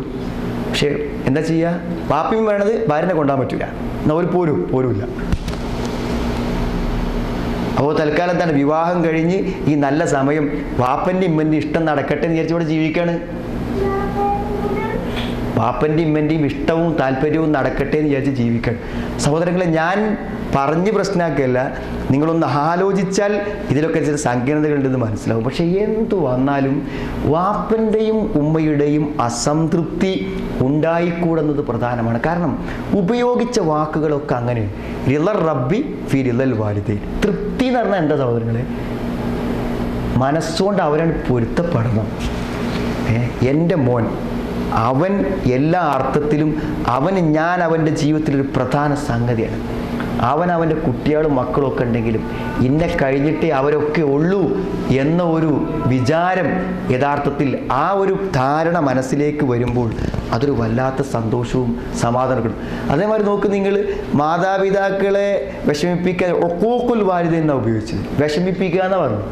വിഷമിക്കാൻ എന്തെങ്കിലും വേണം? അപ്പോൾ അവർക്കിരുന്ന് മനസ്സുകൊണ്ട് ഇടങ്ങാറാകാനും ആലോചിക്കാനും എന്തെങ്കിലും വേണം? നമ്മളവരെ ചീത്ത പറയുക, അടിക്കുക ഒന്നും ചെയ്യേണ്ട ആവശ്യമില്ല. നമ്മുടെ പെരുമാറ്റത്തിൽ എന്തോ ഒരു ചെറിയ വിഷമം തോന്നിയാൽ അവരെ മനസ്സ് വേദനിച്ചു, അത് മഹാപാപങ്ങളിലാണ് ഉൾപ്പെടുത്തിയത്. അവിടെ മനസ്സ് പ്രയാസപ്പെട്ടാൽ. അപ്പോൾ പരിചരണം വളരെ ശ്രദ്ധയോടെ നിർവഹിക്കുക എന്നുള്ളത് ഏറ്റവും പ്രധാനപ്പെട്ട ഒരു കാര്യം തന്നെയാണ് സഹോദരങ്ങളെ. അപ്പോൾ അത് എന്തുകൊണ്ട് പ്രശ്നമാകുന്നു എന്ന് ചോദിച്ചാൽ നമുക്ക് ആലോചിച്ചാൽ മനസ്സിലാവണം. ഒന്നെന്താണെന്ന് വിചാരിച്ചാൽ ഏറ്റവും പ്രധാനമായിട്ട് ചില സ്വഭാവ പ്രശ്നങ്ങൾ വാപ്പാക്കും മകമൊക്കെ ഉണ്ടാവും. എന്താ വെച്ചാൽ അവർ മനുഷ്യന്മാരായതുകൊണ്ടുണ്ടാകുന്നതാണ്. അത് ഓരോരുത്തർക്കും ഓരോ സ്വാഭാവികം.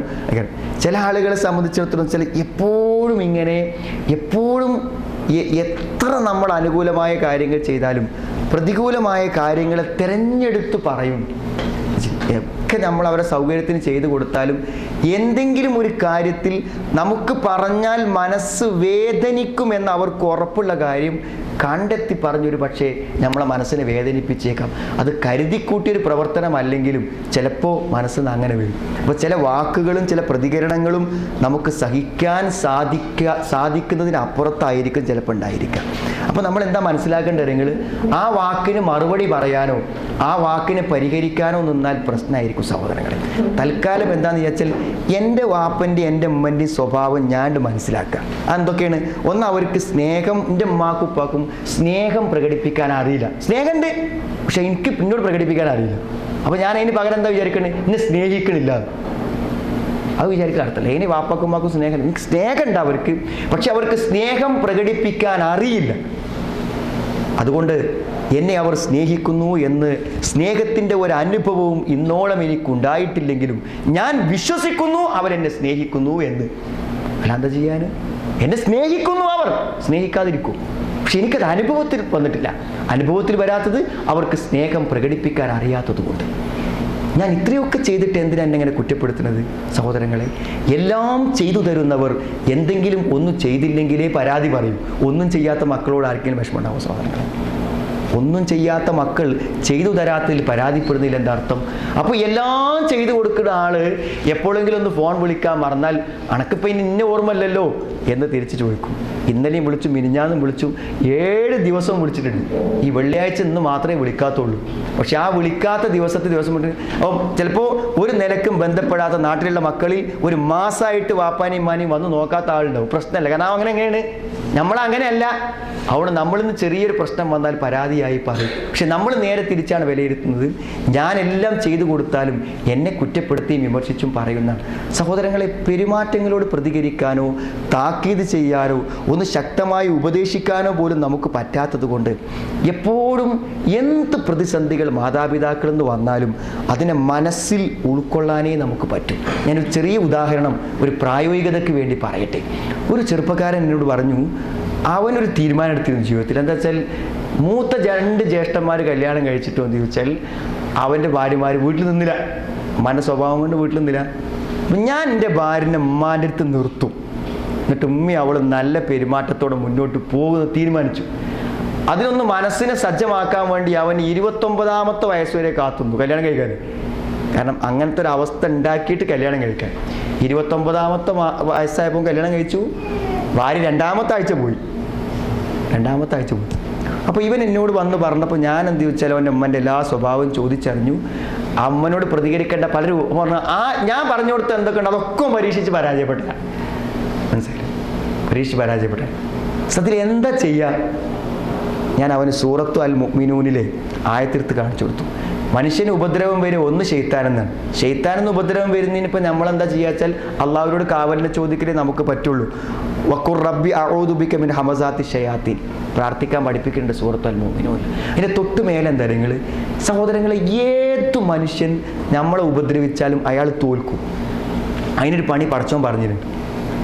ഇനിയിപ്പോൾ ഒരു വാപ്പയമ്മീൻ നമ്മളെ ഉപദ്രവിക്കാനായിട്ടാണ് തീരുമാനിച്ച് വെച്ചു കൊടുക്കുന്നത്. ഒരു തോൽക്കും. അവരെ തോൽപ്പിക്കാൻ അള്ള പറഞ്ഞതിനൊരു പരിഹാരമുണ്ട്. പക്ഷെ ആ പരിഹാരം നടപ്പിലാക്കണമെങ്കിൽ നല്ല മനസ്സ് വേണം. വമാ യുലഖാഹ ഇല്ലല്ലദീന സബറൂ വമാ യുലഖാഹ ഇല്ലാ ദൂ ഹള്ളിൻ അളീം. മനസ്സിന് അങ്ങേയറ്റത്തെ സൗഭാഗ്യമുള്ളവർക്ക് പറ്റുന്ന കാര്യമാണ്. എന്താ അറിയും? ഈ ആയത്തിന് തൊട്ട് മുമ്പിലുണ്ട്. ഏത്? ഈ പിശാചിനെ രക്ഷ തേടാൻ പറഞ്ഞ ആയത്തിന് തൊട്ട് മുമ്പുള്ള ആയത്താണ്. ഇദ്ഫഅ ബില്ലതീ ഹിയ അഹ്സനു സയ്യിഅ നഹ്നു അഅലമു ബിമാ യസിഫൂൻ. ഇദ്ഫഅ ബില്ലതീ ഹിയ അഹ്സനു സയ്യിഅ. ഇദ്ഫഅ ബില്ലതീ ഹിയ അഹ്സൻ, ഏറ്റവും നല്ലതുകൊണ്ട്. ആ പ്രയോഗം നോക്കണം. ഏറ്റവും നല്ലത് കൊണ്ട് നിങ്ങൾ പ്രതിരോധിക്കുക തിന്മയേനാണ്. ഏറ്റവും നല്ലതുകൊണ്ട് പ്രതികരിക്കുക. തിന്മനെ പ്രതികരിക്കേണ്ടത് ഏറ്റവും നല്ലതുകൊണ്ട്. അപ്പോൾ സഹോദരങ്ങളെ, ഇങ്ങോട്ട് ദോഷകരമായ കാര്യങ്ങൾ ചെയ്യുമ്പോൾ സ്വാഭാവികമായി നമ്മൾ അങ്ങോട്ടും അതേപോലെ ചെയ്യും. അങ്ങനെ സംഭവിക്കുള്ളൂ. അതിനാണ് സാധ്യത. ഇപ്പോൾ വാപ്പയും ഉമ്മയും ഒരു മോശപ്പെട്ട പെരുമാറ്റത്തിലാണെങ്കിൽ നമ്മളെ ഭാര്യ വാപ്പനോട് ഉമ്മയോട് മോശമായിട്ട് പ്രതികരിക്കും. എങ്ങനെ പ്രതികരിക്കുക? കുറേ ചെയ്യുമ്പോൾ എന്തെങ്കിലുമൊക്കെ പ്രതികരിക്കൂല. പക്ഷേ എന്ത് ഇങ്ങോട്ട് ചെയ്താലും ഏറ്റവും നല്ലൊരു വ്യക്തിയോട് പെരുമാറുന്ന പോലെ ഞാൻ പെരുമാറുള്ളൂ എന്ന് തീരുമാനിച്ചാൽ അവസാനം ഇവർ തോൽക്കുന്ന പറയണത്. എന്ത് ചീത്ത പറഞ്ഞാലും തിരിച്ചൊന്നും പറയണില്ല. എന്ത് വിഷം പ്രകടിപ്പിച്ചാലും തിരിച്ചൊരു പ്രതികരണങ്ങളുമില്ല. നമ്മൾ പിണങ്ങുന്നില്ല. നമ്മൾ ആ ആളെ കാണണേ ഇല്ല. നമ്മൾ കാണുന്നത് ഏറ്റവും നല്ലൊരു വ്യക്തി 1.5 മണിക്കൂർ നിന്ന് അടുക്കളയിലെയും വീട്ടിലെയും പ്രശ്നങ്ങൾ പറഞ്ഞ് ചീത്ത പറഞ്ഞ് വാക്കുകൾക്ക് ഫുൾ സ്റ്റോപ്പ് ഇല്ലാതെ ചീത്ത പറഞ്ഞുകൊണ്ടിരിക്കുന്ന ഉമ്മ നല്ലൊരു ഉമ്മയാണെന്ന് നമ്മുടെ ഭാര്യനെ വിചാരിക്കാൻ പെരുമാറുകയാണ്. അവസാനം പറഞ്ഞു ഉമ്മ കുഴമിഞ്ഞ് എന്താ പറഞ്ഞിട്ട് കാര്യമില്ല.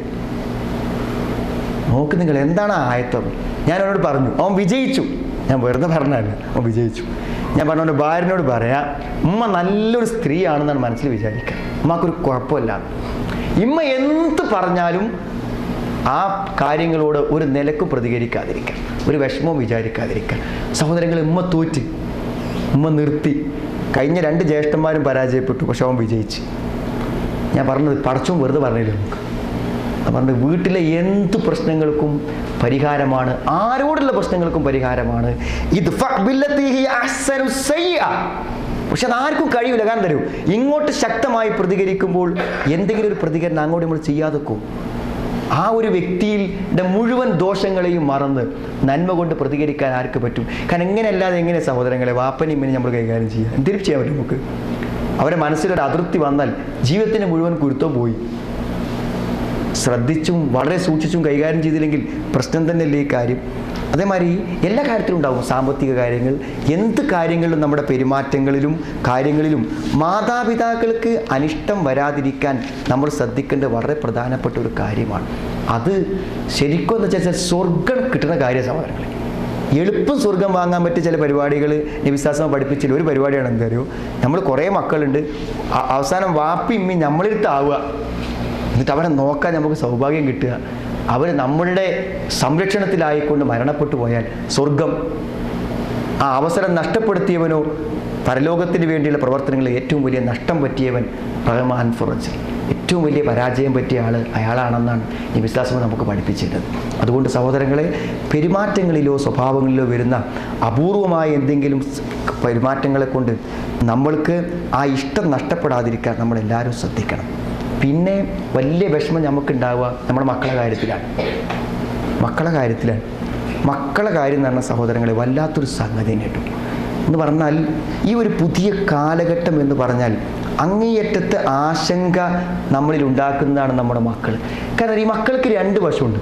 ഒരു നല്ല മകൻ, ഇപ്പം നിങ്ങൾക്കൊരു കുട്ടിയുണ്ട്, ഓനൊരു 5ാം ക്ലാസ്സിലാണ് പഠിക്കുന്നത്, നല്ലൊരു ഹാപ്പിൽ നല്ല സുന്ദരമായിട്ട് ഖുർആൻ പാരായണം ചെയ്യും, ആര് വന്നാലും നന്നായിട്ട് ആളുകളെ ഡീൽ ചെയ്യാൻ പറ്റുന്നൊരു കുട്ടിയാണെങ്കിൽ സഹോദരങ്ങളെ, ആ കുട്ടീനെ പറ്റി പറയുമ്പോഴേക്കിനെ നമുക്ക് ഭയങ്കര ആഹ്ലാദവും സന്തോഷമല്ലേ ഉണ്ടാവുക. എന്നാലും ഇപ്പോൾ ഈ 5ാം ക്ലാസ് പഠിക്കണമെന്ന് തന്നെയാണ് ഇപ്പോഴത്തെ ഏറ്റവും നമ്മളിത്തൊക്കെ വരുന്ന കേസുകളിൽ, കുട്ടികളുടെ കേസുകളിലാണ് മോഷണം വ്യാപകമാണെന്ന്. കുട്ടികൾ നിങ്ങളൊന്ന് ആലോചിക്കുകയാണെങ്കിൽ, ഒരു കുട്ടി വീട്ടിൽ നിന്ന് മാത്രമല്ല പുറത്തൊന്നും കൂടി മോഷ്ടിക്കുക എന്ന് പറഞ്ഞാൽ പിന്നെ എങ്ങനെ നമ്മൾ പുറത്തിറങ്ങുക? മക്കൾ അപമാനമാണ്, അഭിമാനമാണ്, രണ്ടും ഒരേ സമയത്താണ്.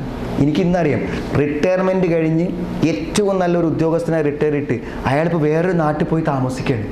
വയനാട്ടിലൊരു സ്ഥലത്ത് പോയി താമസിക്കുകയാണ്.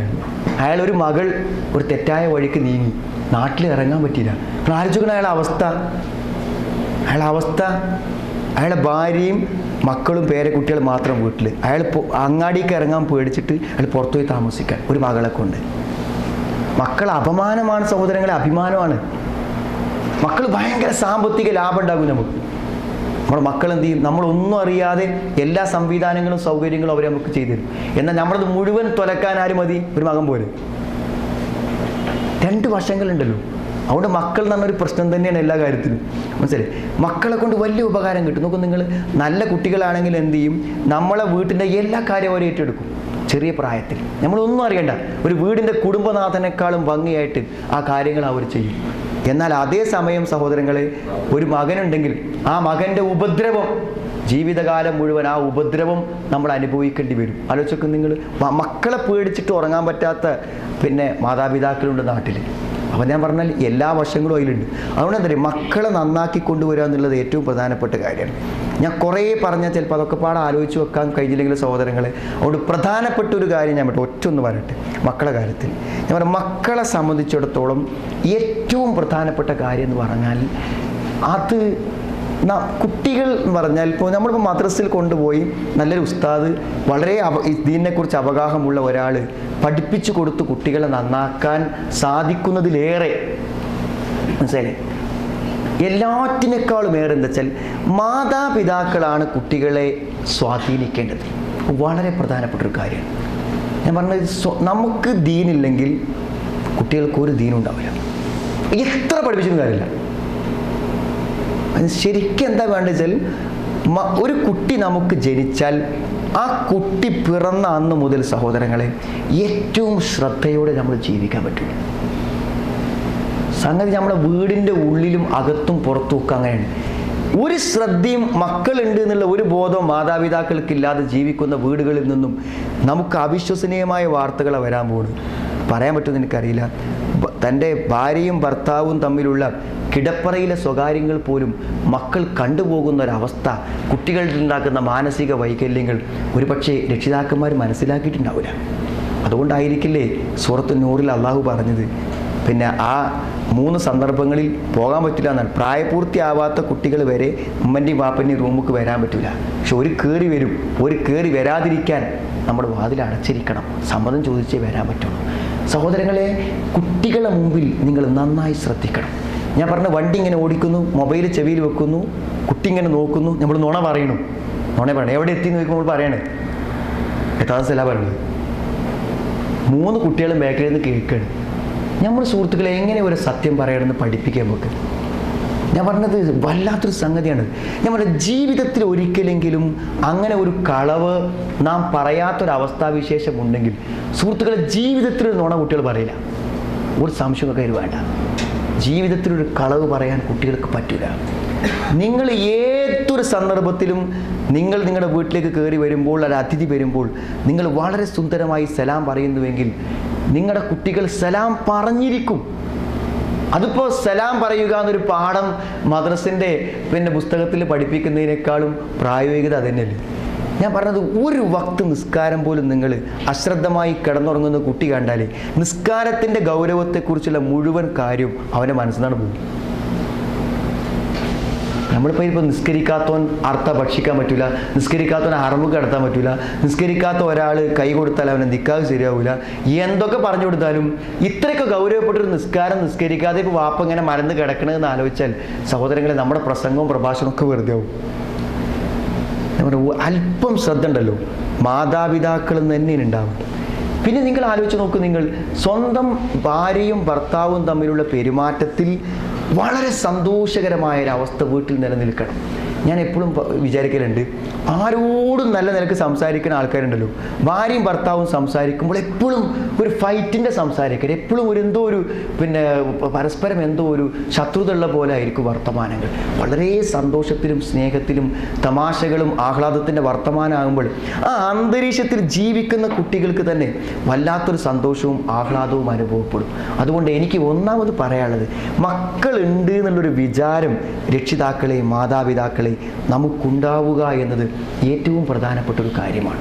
അത് കേട്ട് പഠിക്കുന്നതിനേക്കാളൊക്കെ ഏറ്റവും പ്രധാനപ്പെട്ട കാര്യമാണ്. ഒരു പക്ഷേ നിങ്ങൾക്ക് തന്നെ അറിയാൻ പറ്റും, നമ്മൾ സത്യത്തിൻ്റെ മാനദണ്ഡമായി ഇസ്ലാമിൽ 100 അഭിപ്രായങ്ങൾ അവിടെ നടന്നുണ്ട്. ആ കൂട്ടത്തിൽ ഏറ്റവും ശരിയേതെന്ന് അറിയാൻ നമ്മൾ സ്വീകരിച്ച മാർഗം എന്താ വെച്ചാൽ, നബി സല്ലല്ലാഹു അലൈഹി വസല്ലമയെ നേരിട്ട് കാണാൻ പറ്റിയ സ്വഹാബത്ത്, ആ സ്വഹാബത്ത് എങ്ങനെ ജീവിച്ചോ അങ്ങനെ ജീവിച്ചാൽ അത് സത്യത്തിൻ്റെ മാർഗത്തിലായിരിക്കും. കാരണം അത് കണ്ട് ജീവിച്ച ആൾക്കാരാണ്. യഥാർത്ഥത്തിൽ കണ്ടു പഠിക്കുക എന്നുള്ളത് പ്രധാനം. നിസ്കാരം, നമ്മുടെ നിസ്കാരം എന്താ, റുക്കൂക്ക് മുന്നേ നീർന്നു, സുജൂദിൽ പോയി കിടക്കണില്ല, ഒന്നുണ്ടാക്കും മുഴുവൻ നനയണില്ല. ഇതാപ്പോൾ കുട്ടികൾ കാണുന്ന ഫിക്ക്, വീട്ടിലത്തെ ഫിക്ക് ഇതല്ലേ. വീട്ടിലത്തെ കർമ്മശാസ്ത്രം ഇപ്പം എന്താ, പാപ്പ ബാത്റൂമിൽ കയറണം, ഒന്നെടുക്കണം, നിസ്കരിക്കണം തന്നെയല്ലേ. മനസ്സിലായി? ഞാൻ പറഞ്ഞു, ഇതിലൊരു മാറ്റം സഹോദരങ്ങളെ അനിവാര്യമാണ്. ആ മാറ്റത്തിലൂടെ മാത്രമേ നമുക്ക് മാറ്റിക്കൊണ്ടുവരാൻ പറ്റുള്ളൂ എന്നുള്ള ഏറ്റവും പ്രധാനമാണ്. ഞാൻ ചിലപ്പോൾ നിങ്ങളെ ഭാര്യമാർക്ക് പറഞ്ഞു കൊടുക്കണം കേട്ടോ. ഏറ്റവും അധികം ഇന്നത്തെ കാലത്ത് പ്രശ്നം എന്താ വെച്ചാൽ, ഞാനിപ്പോൾ ഇവിടെ വന്നതിന് ശേഷം ഇവിടുത്തെ ഏറ്റവും വലിയ പിന്നെ സൗദിയിലെ ഒരു സ്കൂളിലെ ഒരു കുട്ടീനായിട്ട് സംസാരിക്കാൻ എൻ്റെ രക്ഷിതാവ് എന്നോട് ആവശ്യപ്പെട്ട് ഞാൻ സംസാരിച്ചു.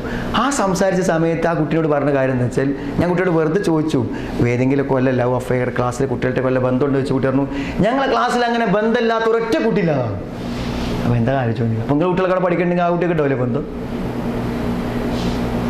സഹോദരങ്ങളെ, പുതിയ തലമുറ. അപ്പോൾ ഞാൻ അങ്ങനെ അടിച്ചിട്ട് ആ കുട്ടി എനിക്കൊരു കുട്ടിയെ പറ്റി പറഞ്ഞു. ആ കുട്ടി ഒരാൺകുട്ടിയുമായുള്ള ബന്ധത്തെക്കുറിച്ച് ഞാൻ ആ കുട്ടീൻ്റെ രക്ഷിതാവിനെ ഞാൻ കണ്ടു.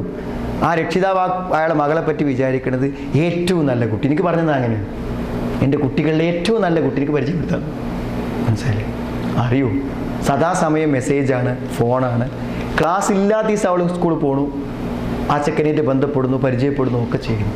ഞാൻ പറഞ്ഞ സഹോദരങ്ങളെ, ഇത് എന്തുകൊണ്ട് സംഭവിക്കുന്നു എന്ന് ചോദിച്ചാൽ കുറേ കാരണങ്ങളുണ്ട്. ഒരു കാരണം ഞാൻ പറഞ്ഞു, നിങ്ങളിവിടെ ഇങ്ങനെ ഫാമിലികളൊക്കെ ആയിട്ട് ഇങ്ങനെ താമസിക്കുമ്പോൾ നിങ്ങളുടെ വീട്ടിൽ ഒരു അന്യ പുരുഷൻ വന്നാൽ നിങ്ങളെ ഭാര്യനെ അയാൾ കാണാൻ പറ്റില്ല. ഇതെന്താ വെച്ചാൽ ഇവിടെയൊക്കെ എന്താ വെച്ചാൽ ഭയങ്കരമായ ഫാമിലി ഫ്രണ്ട്സാണ്.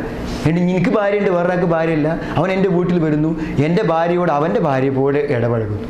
ഇതെന്ത് സംസ്കാരം സഹോദരങ്ങളെ?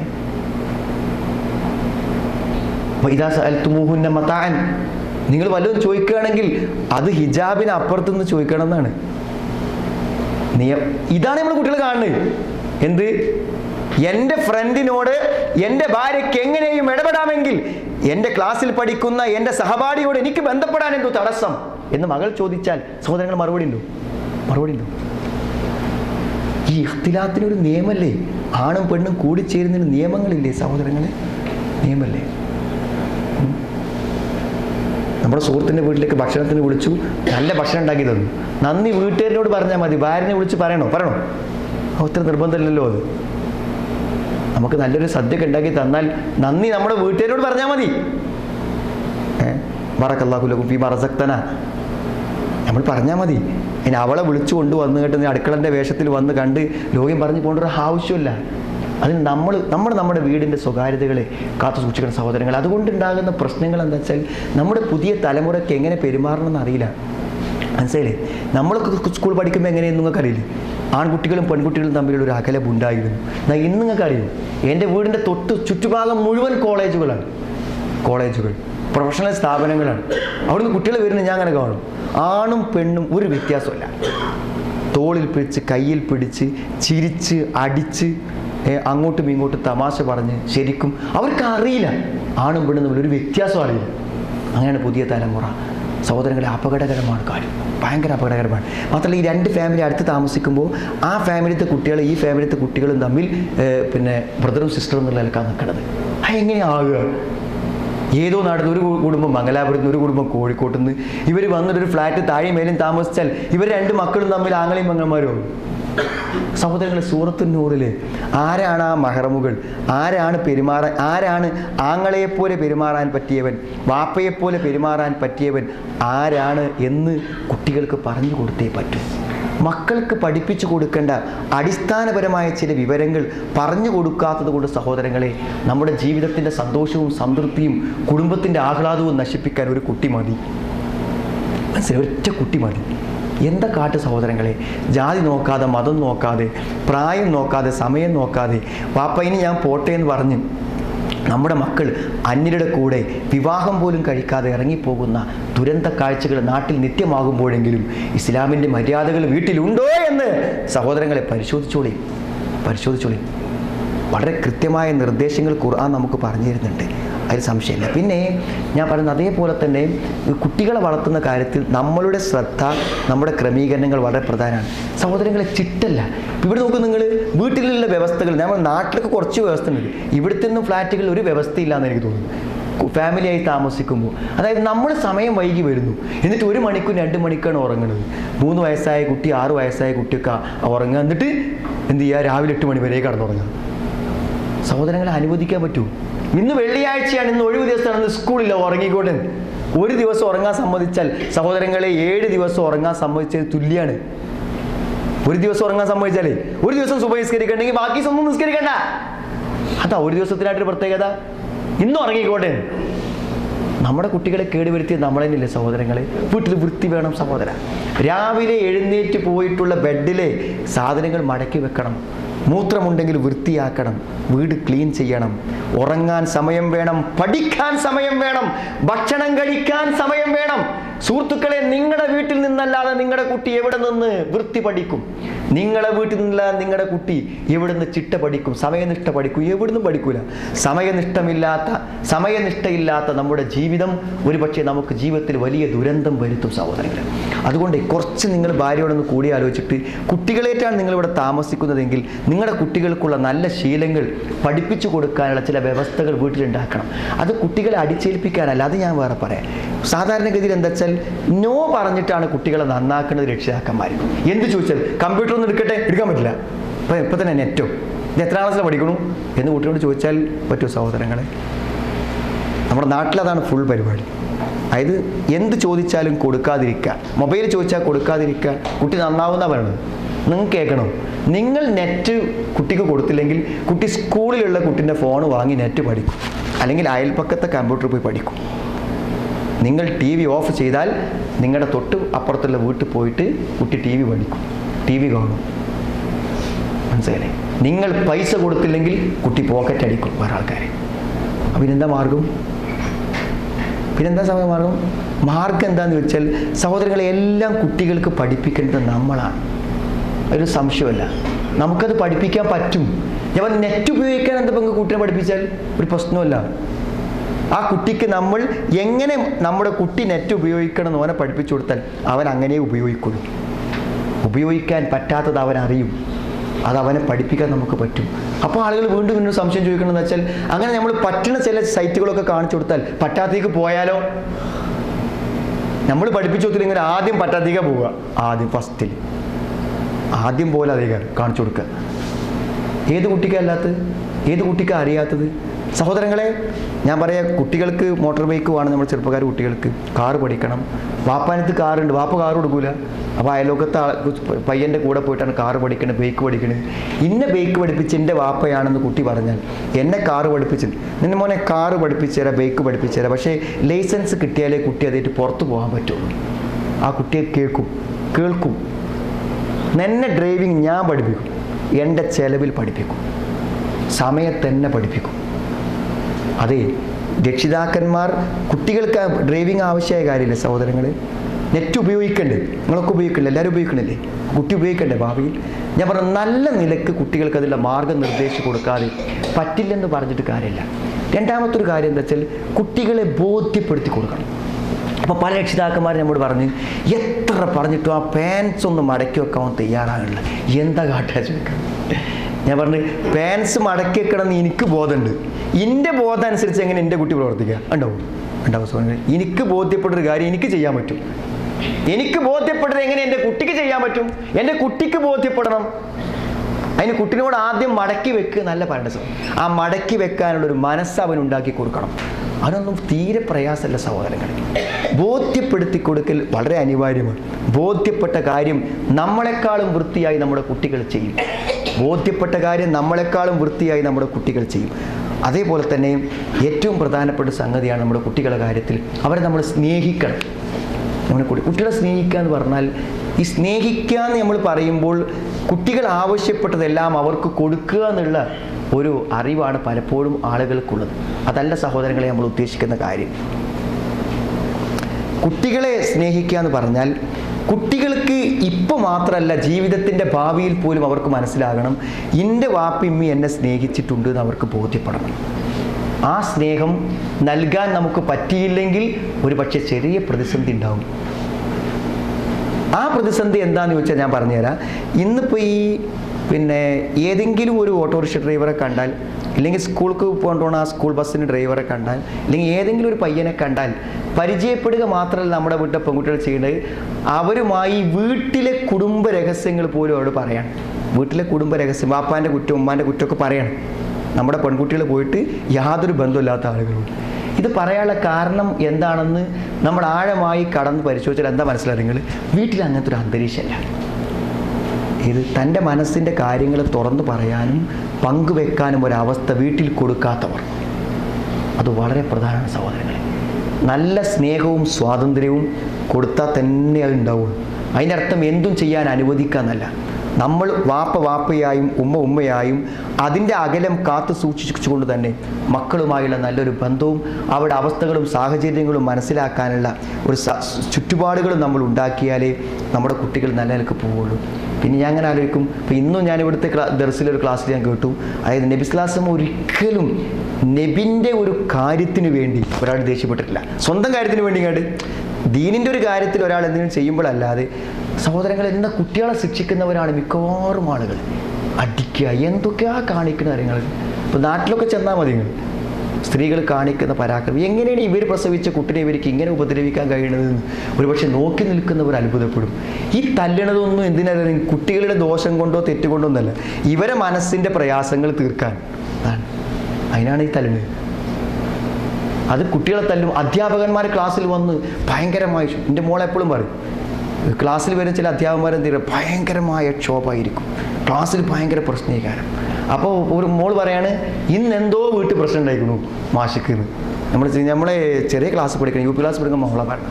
കുട്ടികൾക്ക് മനസ്സിലായി വാപ്പ ചൂടാകുമ്പോൾ വാപ്പിയും തമ്മിൽ പ്രശ്നം ഉണ്ടെന്ന കുട്ടി മനസ്സിലാക്കി. അല്ല ഞാൻ സ്ലേറ്റ് പൊടിച്ചിട്ടാണെന്നല്ല, ഞാൻ വരാൻ നേരം വൈകിട്ടെന്നല്ല, ഞാൻ ബാഗ് ഇവിടെ വെച്ചതുകൊണ്ടല്ല, ഞാൻ ബാഗ് വരാന്തയിലിട്ട് പോയതണ്ടല്ല ഉമ്മ എന്നെ തച്ചത്. ഉമ്മക്ക് എന്തോ മനസ്സിക്ക് വിഷമമുണ്ട്. അത് തീർക്കാൻ പ്രതികരിക്കാത്തവരോട് കാണിച്ച് മനസ്സിൻ്റെ ദേഷ്യം തീർക്കുക സഹോദരങ്ങളെ. അതെല്ലാവരും ചെയ്യുന്ന പരിപാടിയാണ്. നിങ്ങൾ മനസ്സിലാക്കണം, നമ്മുടെ മനസ്സിൻ്റെ ദേഷ്യം തീരുകയുമില്ല. ഈ അടികൾ മുഴുവനും കുട്ടിൻ്റെ ദേഹം ഉണങ്ങിയാലും മനസ്സിൽ ഉണങ്ങാത്ത മുറിവുകളായി കിടക്കും, യാതൊരു സംശയവുമില്ല. ഞാൻ ചോദിക്കണം, 10 വയസ്സെത്തിയിട്ട് നിസ്കരിക്കണില്ലെങ്കിൽ 10 വയസ്സായ അടിച്ചാൽ മതി പറഞ്ഞാൽ നിസ്കാരത്തിന് വരെ 10 വയസ്സായിട്ട് അടിക്കാൻ പറ്റുള്ളൂവെങ്കിൽ ബാക്കി കാര്യങ്ങൾ മുന്നേ അടിക്കുക. ഒന്ന് ആരോഗ്യയുടെ വിഷയമല്ലേ, മുഖക്കാരനല്ലേ ഇപ്പോൾ അത് ഇങ്ങനെ അടിക്കുമ്പോൾ. അല്ലെങ്കിൽ അടി ഒരു പരിഹാരം, അടിക്കും എന്ന വിചാരം ഒരു പരിഹാരമാണെങ്കിലും അടി ഒരു പരിഹാരമല്ലെന്നാണ് ഞാൻ വിശ്വസിക്കുന്നത്. വാപ്പാരത്തിന് അടി കിട്ടുമെന്ന ധാരണയ്ക്ക് ചിലപ്പോൾ ചില മാറ്റങ്ങൾ ഉണ്ടാക്കാൻ പറ്റിയേക്കാം. പക്ഷേ അടി സംഭവിക്കുന്നതോടുകൂടെ ആ ഭയവും നീങ്ങിയെന്നാണ് മനസ്സിലാക്കേണ്ടത്. നമ്മുടെ സഹോദരങ്ങളെ സ്നേഹിക്കണം, കുട്ടികളെ നമ്മൾ സ്നേഹിക്കാതിരിക്കരുത്. കാരണം അവരെ സ്നേഹിക്കാൻ നമ്മൾ മാത്രമേ ഉള്ളൂ. ആ സ്നേഹം ആത്മാർത്ഥമാണെന്ന് അവരെ ബോധ്യപ്പെടുത്താൻ നമുക്ക് പറ്റിയാൽ മറന്നു പോകരുതേ. ഒക്കെ മറന്നാലും നിങ്ങളൊന്നും മറക്കരുതേ. നമ്മുടെ കുട്ടികൾ ആരാകണമെന്നാണ് ആഗ്രഹിക്കുന്നത്, അങ്ങനത്തെ ഒരാളായി ഇന്ന് രാത്രി മുതൽ ജീവിക്കാൻ തുടങ്ങിയപ്പോൾ നമ്മളെ കുട്ടി വക്തിന് പള്ളി പോണ ആളാകണോ, നമ്മൾ പള്ളി പോയാൽ മതി. നമ്മളെ കുട്ടി എന്നും സുബൈക്ക് നീക്കുന്ന ആളാണ്, നമ്മൾ സുബൈക്ക് നീച്ചാൽ മതി. നമ്മുടെ കുട്ടി നല്ല പിന്നെ ആണിനെയും പെണ്ണിനെയും മനസ്സിലാക്കി പെരുമാറണം, നിങ്ങളും ഭാര്യയും അങ്ങനെ പെരുമാറിയാൽ മതി. സഹോദരങ്ങളെ, ആ മാറ്റം സംഭവിക്കും. ഇനി ഒരു വർഷം കൂടി നമ്മൾ പറയാനുള്ളൂ നമ്മൾ തമ്മിലുള്ള ഭാര്യ ഭർത്തൃ ബന്ധത്തെക്കുറിച്ച്. അതും ഒന്ന് പറയേണ്ടത് തന്നെയാണ് സഹോദരങ്ങളെ. എന്ന് പറഞ്ഞാൽ കല്യാണം കഴിഞ്ഞത് മുതൽ മരിക്കുന്നത് വരെ ശരീരത്തിൻ്റെ അവസ്ഥയോ മനസ്സിൻ്റെ അവസ്ഥയോ ഒന്നും നോക്കാതെ ആഹ്ലാദത്തോടെ ജീവിക്കാൻ അനുഭവിക്കാനും പറ്റുന്ന ഒരേ ഒരു സുഖം ദാമ്പത്തിക സുഖം മാത്രമാണ്. ഈ ഭൂമിയിൽ അനുഭവിക്കാൻ ഒട്ടേറെയുണ്ട്. അദ്ദുനിയ കുല്ലുഹാ മത്താഅ് വഖൈറു മത്താഇ ദുനിയ അൽ മർഅത്തു സാലിഹ. സഹോദരങ്ങളെ, ചെറിയ ചെറിയ പ്രശ്നങ്ങളെ കൊണ്ട് ഈ ആസ്വാദകരമായ ഒരു ജീവിതത്തെ അനുഭവിക്കാൻ പറ്റാത്ത ഹതഭാഗ്യരാണ് നമ്മളിൽ മിക്കവാറും ആളുകൾ. ഒരല്പം ശ്രദ്ധയും സൂക്ഷ്മതയും ഉണ്ടെങ്കിൽ അത് സാധ്യമാകുമെന്നാണ് ഞാൻ വിശ്വസിക്കുന്നത്. നല്ലൊരു ഹൃദയബന്ധം അത് വേണം. അത് പടച്ചോൻ നമുക്ക് പ്രകൃതിപരമായൊരു സ്നേഹം തന്നിട്ടുണ്ട്. ആ സ്നേഹം നിലനിർത്തി കൊണ്ടുപോകാൻ നമ്മൾ പരിശ്രമിച്ചാൽ മാത്രം മതി. അത് എല്ലാ അർത്ഥത്തിലും അനിവാര്യമായ ഒരു കാര്യമാണ് ആ ബന്ധം നമുക്കുണ്ടാവുക എന്നുള്ളത്. അതിൽ ഏറ്റവും പ്രധാനപ്പെട്ട ഒരു വശം എന്താ വെച്ചാൽ ധാർമ്മിക ജീവിതമാണ്. അതായത് എന്നെ പറ്റി അറിയാവുന്നവരിൽ ഏറ്റവും നന്നായി അറിയുന്നത് എൻ്റെ ഭാര്യയാണ്. എൻ്റെ ഭാര്യയെക്കുറിച്ച് ഇവിടെ പിന്നെ ആളുകളിൽ വെച്ച് ഏറ്റവും അറിയാവുന്ന ആൾ ഞാനായിരിക്കും. അപ്പം എന്താ, എന്നെപ്പറ്റി എൻ്റെ ഭാര്യയ്ക്ക് അറിയാം, അവളെപ്പറ്റി എനിക്കറിയാം. സഹോദരങ്ങളെ, ആ അറിവ് എങ്ങനെയാണ്? ഒരു മതിപ്പോടുള്ള അറിവ്. അത് അയാൾ ഈ പറയണേയും പ്രസംഗിക്കണേയൊക്കെ അനുസരിച്ച് കുറച്ചൊക്കെ അതിനോട് പ്രതിബദ്ധത പുലർത്തുന്നു എൻ്റെ ഭാര്യയ്ക്ക് തോന്നണ്ടേ? എൻ്റെ കാസറ്റൊക്കെ പോലും കേൾക്കണ്ടത്. നിങ്ങൾ വലിയ പ്രസ്ഥാനത്തിൻ്റെ ആളൊക്കെ ആയിട്ട് പരിചയപ്പെടുമ്പോഴൊക്കെ സഹോദരങ്ങൾ അതൊക്കെ നിങ്ങൾ ഭാര്യ കേൾക്കണില്ലേ? വലിയ സംസാരങ്ങളൊക്കെ സംസാരിക്കുമ്പോഴൊക്കെ അത് അതിനോട് നീതി പുലർത്തിയോ? അത് എൻ്റെ ഭാര്യയ്ക്ക് ഉറപ്പുണ്ടോ? അവൾക്ക് എൻ്റെ വിശ്വാസം ഉണ്ടാവും. സഹോദരങ്ങളെ, ധാർമ്മിക ജീവിതത്തിൻ്റെ വിശുദ്ധി അതാണ് വിശ്വാസ്യതയുടെ അടിത്തറ. ഒരു നോട്ടം പോലും നമ്മളെ അളക്കാൻ പറ്റുന്ന പറഞ്ഞു. അതുകൊണ്ടാ പറഞ്ഞത് കുല്ലിൽ മുഅ്മിനീന യഗുള്ളൂ മിൻ അബ്സാരിഹിം വയഹ്ഫളൂ ഫുറൂജഹും ദാലിക അസ്കാ ലഹും. നമ്മൾ തെറ്റായൊരു നോട്ടം ഒരു സ്ത്രീൻ്റെ മുഖത്തേക്ക് നോക്കിയാൽ ആ സ്ത്രീ നമ്മളെ മനസ്സിലാക്കി കഴിഞ്ഞു. പിന്നെ വിശദീകരണമൊന്നും വേണ്ട. നോട്ടത്തിൻ്റെ തരം മാറുമ്പോൾ മനസ്സിലാക്കി കഴിഞ്ഞു അയാളൊരു വ്യക്തിത്വമില്ലാത്ത ആളാന്ന് അളന്നു കഴിഞ്ഞു. അത്രേ ഉള്ളൂ. ഒരു വാക്ക് മതി, ഒരു പ്രവൃത്തി മതി, ഒരു നോട്ടം മതി ഒരാളുടെ ധാർമ്മികത അളക്കാൻ. സഹോദരനെ നമുക്ക് പറ്റരുത്. ഞാൻ പറഞ്ഞേ, ജീവിതത്തിൽ ഒരിക്കലും വരാതിരിക്കാൻ നിങ്ങൾ പ്രാർത്ഥിച്ചോളി. നിങ്ങളെപ്പറ്റി നിങ്ങളെ ഭാര്യയുടെ മനസ്സ് വേദനിപ്പിക്കുന്ന ഒരു അധാർമികമായൊരു വാർത്ത നിങ്ങളുടെ ഭാര്യ അറിയാനിടയായാൽ ഒരുപക്ഷെ രണ്ടും ശരീരമായി നിങ്ങൾ വീട്ടിലുണ്ടാകും, മാനസികമായി നിങ്ങൾ രണ്ടും രണ്ടാവും. വിശ്വാസ്യത തകരാതെ കാത്തു സൂക്ഷിക്കണം. അത് ഏറ്റവും പ്രധാനപ്പെട്ട കാര്യമാണ്. അതിന് നമ്മളെന്താ വെച്ചാൽ ജീവിതത്തിൽ ഞാൻ പറഞ്ഞൊരു ഭാര്യൻ്റെ ഡ്രസ്സിങ് പോലും വിശ്വാസ്യത തകർക്കും എന്ന് പറഞ്ഞാൽ എനിക്ക് മാത്രം കാണേണ്ട ഒരു ശരീരം എന്തിനാണ് അവൾ ഈ ടൈറ്റായ പർദ്ദയും അതേപോലെ തന്നെ ഒക്കെ ഇട്ടിട്ട് മുഖത്ത് പൗഡറൊക്കെ ഇട്ട് പോകേണ്ട ആവശ്യം എന്താ? അപ്പോൾ അവൾക്ക് പുറത്തുള്ളവരൊക്കെ ഇങ്ങനെ കാണണം എന്ന് അവൾ വിചാരിക്കണത് എന്ന് സാധുവായ ഞാൻ ചിന്തിച്ചാൽ എൻ്റെ കുറ്റം പറയാൻ പറ്റും സഹോദരങ്ങളെ? പറയട്ടെ, ഒരു വേഷം പോലും തെറ്റിദ്ധാരണാജനകമാണ്. അതുകൊണ്ട് നമ്മളാണെങ്കിലും അങ്ങനെ തന്നെയാണ്. ഒന്നും വേണ്ട, വീട്ടിലെ TV തുറന്ന് വെച്ചിട്ട് അതിൽ അശ്ലീലങ്ങൾ കാണുമ്പോൾ ഒരു ലജ്ജയും നമ്മുടെ മുഖത്ത് തോന്നുന്നില്ലെങ്കിൽ, ന്യൂസ് കണ്ടിരിക്കുമ്പോൾ വന്ന വൃത്തികെട്ടൊരു പരസ്യത്തിൻ്റെ മുന്നിൽ ഒരു ലജ്ജയുമില്ലാതെ നോക്കിയിരിക്കുന്നത് കണ്ടാൽ നമ്മളെ പറ്റിയുള്ള വിശ്വാസ്യത ഒരു പക്ഷേ നിമിഷങ്ങളെ കൊണ്ട് ഭാര്യയ്ക്ക് പോയേക്കാം. ചില സഹോദരിമാർ പറഞ്ഞത് എനിക്കറിയാൻ പറ്റും. ഒരു ചെറിയ ശ്രദ്ധയും സൂക്ഷ്മതയൊക്കെ വേണ്ടേ മൗലവി? ഈ പരസ്യവും TV-യിലെ കാര്യമൊക്കെ വരുമ്പോൾ അതും ഇങ്ങനെ കണ്ണൊക്കെ നോക്കി ഇങ്ങനെ ഇരിക്കും. അത് അയാളോട് പറഞ്ഞിട്ടില്ലല്ലോ, അവൾ അയാളോട് പറഞ്ഞിട്ടില്ല, പക്ഷെ അവളെ മനസ്സിലുണ്ട്. സഹോദരങ്ങളെ, ഈ വിശ്വാസ്യത തകർന്നാൽ പിന്നെ എന്താ ഒരു അടിത്തറയുള്ള ജീവിതത്തിന്? ഏറ്റവും പ്രധാനമായി നമ്മൾ കാണും ധാർമ്മികമായ ജീവിതത്തിൻ്റെ സൂക്ഷ്മത. അത് പുറത്ത് കൊണ്ടിടന്നിട്ട് കാര്യമില്ല സഹോദരങ്ങളെ. നമ്മുടെ വീട്ടിനുള്ളിൽ അത് പ്രകടമാകണം, നമ്മുടെ ജീവിതത്തിൽ അത് പ്രകടമാകണം. മനസ്സിലായില്ലേ? അത് എങ്കിൽ മാത്രമേ അതിൻ്റെ ഒരു ഫലം നമുക്കുണ്ടാവുള്ളൂ. അതേമാതിരി തന്നെ പൊതുവെയുള്ള നമ്മുടെ കാഴ്ചപ്പാടുകൾ കുറേ പറയാനുണ്ട്. അതൊക്കെ ഓരോ വിഷയങ്ങളാണ്, ഞാൻ അവസാനിപ്പിക്കുക. ഈ കാഴ്ചപ്പാട് പരസ്പരമുള്ള ഇത് ഭർത്താവിൻ്റെ കാഴ്ചപ്പാട് വേറെ, ഭാര്യൻ്റെ കാഴ്ചപ്പാട് വേറെ.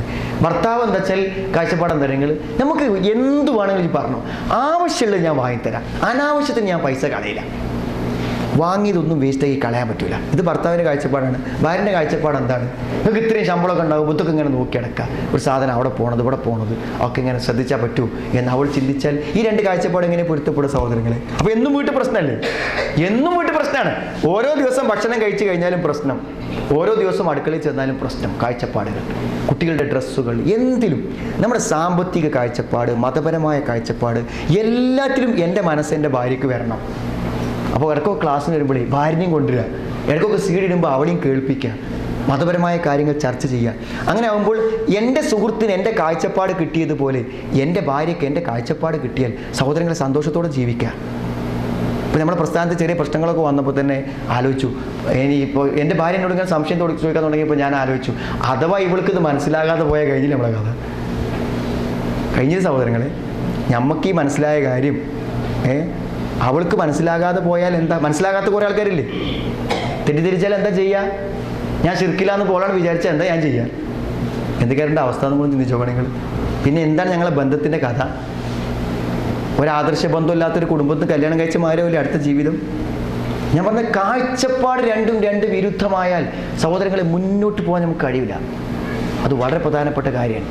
ഒരു പക്ഷേ ജീവിതത്തിലെ ഏറ്റവും വലിയ പരീക്ഷണം അതായിരിക്കും. അതുകൊണ്ട് നമ്മൾ എന്തെങ്കിലും ഒരു നല്ല കാര്യം മനസ്സിലാക്കിയാൽ അത് ഉടനെ നമ്മളെ ഭാര്യയുമായി ഷെയർ ചെയ്ത് അവൾക്കത് മനസ്സിലാക്കി കൊടുത്ത് എല്ലാറ്റിലും ഒരേ കാഴ്ചപ്പാടോടെയും ഒരേ ചിന്താഗതിയോടെ നമ്മൾ മുന്നോട്ട് പോകണം. കാഴ്ചപ്പാട് വ്യത്യസ്തമായാൽ കുട്ടികളെ മുമ്പിൽ തർക്കിക്കും. കുട്ടി പറയുന്ന കാര്യത്തിന് അനുകൂലമായി ഭാര്യ നിൽക്കും, പ്രതികൂലമായി ഭർത്താവ് നിൽക്കും. രണ്ടാക്കും ഒരേ കാഴ്ചപ്പാടല്ല. മദ്രസും കൂടി ഇല്ല സ്കൂൾ ചേർത്താൽ മതിയെന്ന് ഭർത്താവ് പറയാം. മദ്രസയ്ക്ക് നമുക്ക് ഒരാളെ വിളിക്കാം, സ്കൂൾ നല്ല സ്കൂൾ പോട്ടെ എന്ന് പറഞ്ഞാൽ പ്രശ്നമില്ലേ വീട്ടിൽ? ഞാൻ പറഞ്ഞത് കാഴ്ചപ്പാടുകൾ എപ്പോഴും ഒന്നായി തീരാൻ നമ്മൾ ശ്രമിക്കാത്തത് കൊണ്ട് പലപ്പോഴും പല കാര്യങ്ങളും നമുക്ക് യോജിക്കാനും ഒന്നാവാനും പറ്റുന്നില്ല എന്നുള്ളത് ഏറ്റവും പ്രധാനപ്പെട്ട കാര്യമാണ്. സഹോദരങ്ങളെ, ഭാര്യ ഭർത്തൃ ബന്ധം സന്തോഷകരമായി കൊണ്ടുപോകാനുള്ള മാർഗനിർദ്ദേശങ്ങൾ മാത്രം നമുക്കൊരു വിഷയമായി പറയാനുണ്ട് എന്ന് എന്നെക്കാളും നിങ്ങൾക്കറിയാം. ആത്മാർത്ഥമായ പ്രാർത്ഥനകൾക്ക് വലിയ പങ്കുണ്ട്. നമ്മുടെ ജീവിതത്തിൽ ആ ബന്ധം സന്തോഷകരമായും ആഹ്ലാദകരമായും മുന്നോട്ട് പോകുന്നതിൽ പരസ്പരമുള്ള പ്രാർത്ഥനകൾക്ക് വലിയ പങ്കുണ്ട്.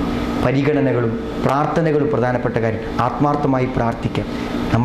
നമ്മുടെ ദാമ്പത്യ ബന്ധങ്ങളെ നന്നായി മുന്നോട്ട് കൊണ്ടുപോകാൻ വേണ്ടി ആത്മാർത്ഥമായി പ്രാർത്ഥിക്കണം.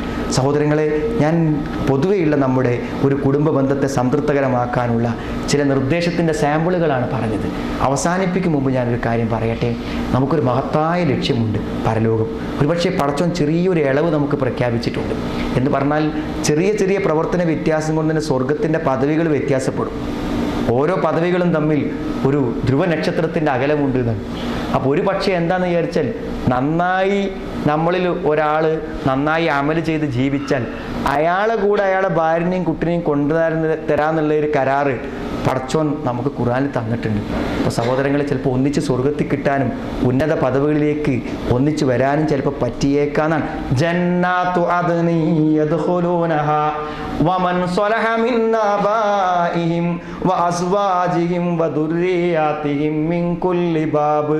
ജന്നാത്തു അദ്ൻ, ശാശ്വതത്വത്തിൻ്റെ സ്വർഗം. യദ്ഖുലൂനഹാ, അതിൽ പ്രവേശിക്കും.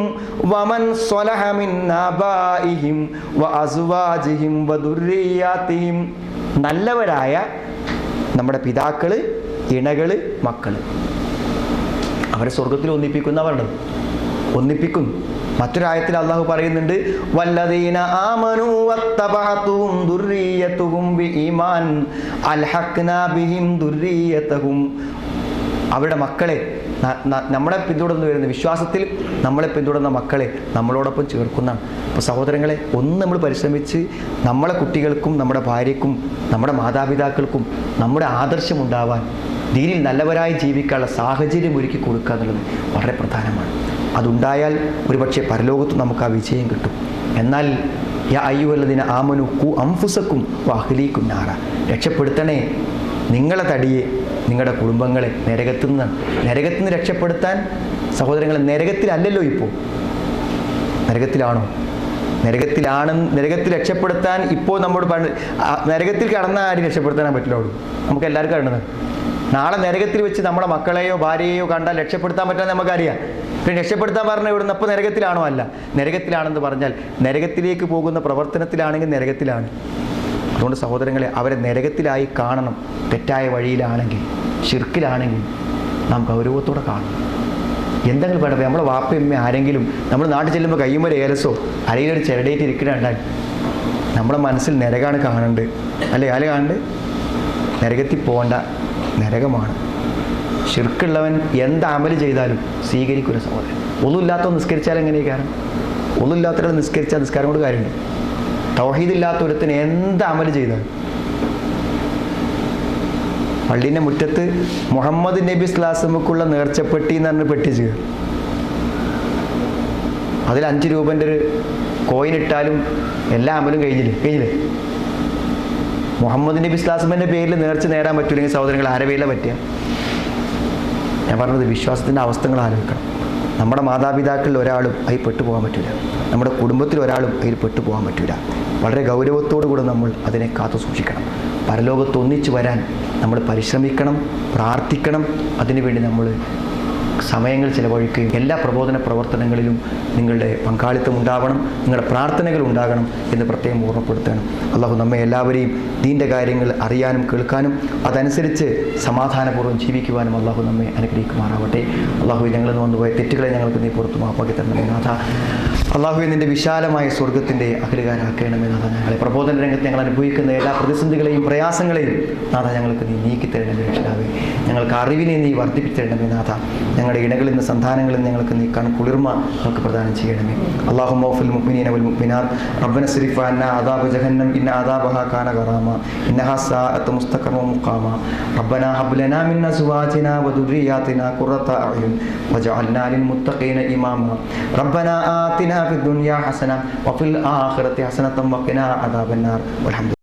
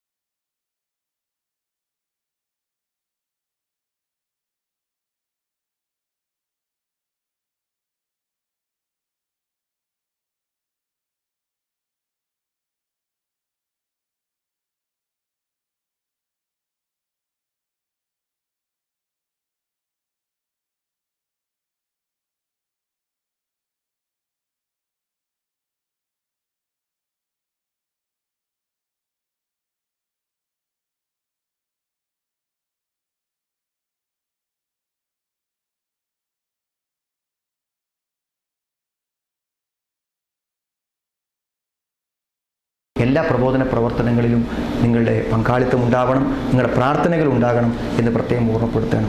അള്ളാഹു നമ്മെ എല്ലാവരെയും ദീൻ്റെ കാര്യങ്ങൾ അറിയാനും കേൾക്കാനും അതനുസരിച്ച് സമാധാനപൂർവ്വം ജീവിക്കുവാനും അള്ളാഹു നമ്മെ അനുഗ്രഹിക്കുമാറാവട്ടെ. അള്ളാഹു ഞങ്ങളിൽ നിന്ന് വന്നുപോയ തെറ്റുകളെ ഞങ്ങൾക്ക് നീ പുറത്തു മാപ്പാക്കി തരണമേ നാഥ. അള്ളാഹുവെ നിൻ്റെ വിശാലമായ സ്വർഗ്ഗത്തിൻ്റെ അഖിലുകാരാക്കണമേ നാഥ. ഞങ്ങളെ പ്രബോധന രംഗത്ത് ഞങ്ങൾ അനുഭവിക്കുന്ന എല്ലാ പ്രതിസന്ധികളെയും പ്രയാസങ്ങളെയും നാഥ ഞങ്ങൾക്ക് നീ നീക്കിത്തരണമേ രക്ഷിതാവേ. ഞങ്ങൾക്ക് അറിവിനെ നീ വർദ്ധിപ്പിത്തരണമേ നാഥ. ഞങ്ങളുടെ ഇണകളിൽ നിന്ന് സന്താനങ്ങളിൽ ഞങ്ങൾക്ക് നീ കുളിർമ നമുക്ക് പ്രദാനം ചെയ്യണമേ.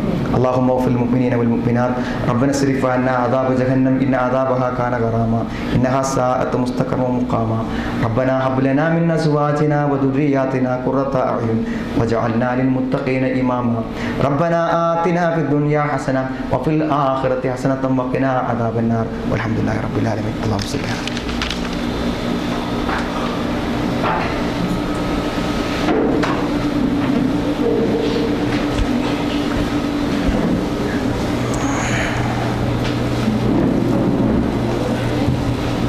അസ്സലാമു അലൈക്കും.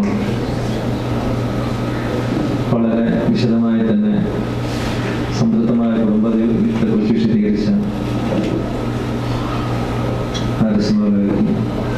സെന്ററുകളിൽ നന്ദി അറിയിക്കുകയാണ്. അതോടൊപ്പം തന്നെ വളരെ സവിസ്തരവും സശ്രദ്ധവും കേട്ട് മനസ്സിലാക്കിയ എല്ലാ ശ്രോതാക്കൾക്കും നന്ദി അറിയിക്കുന്നു. പിന്നെ ആരിസ് മൗലവി സൂചിപ്പിച്ച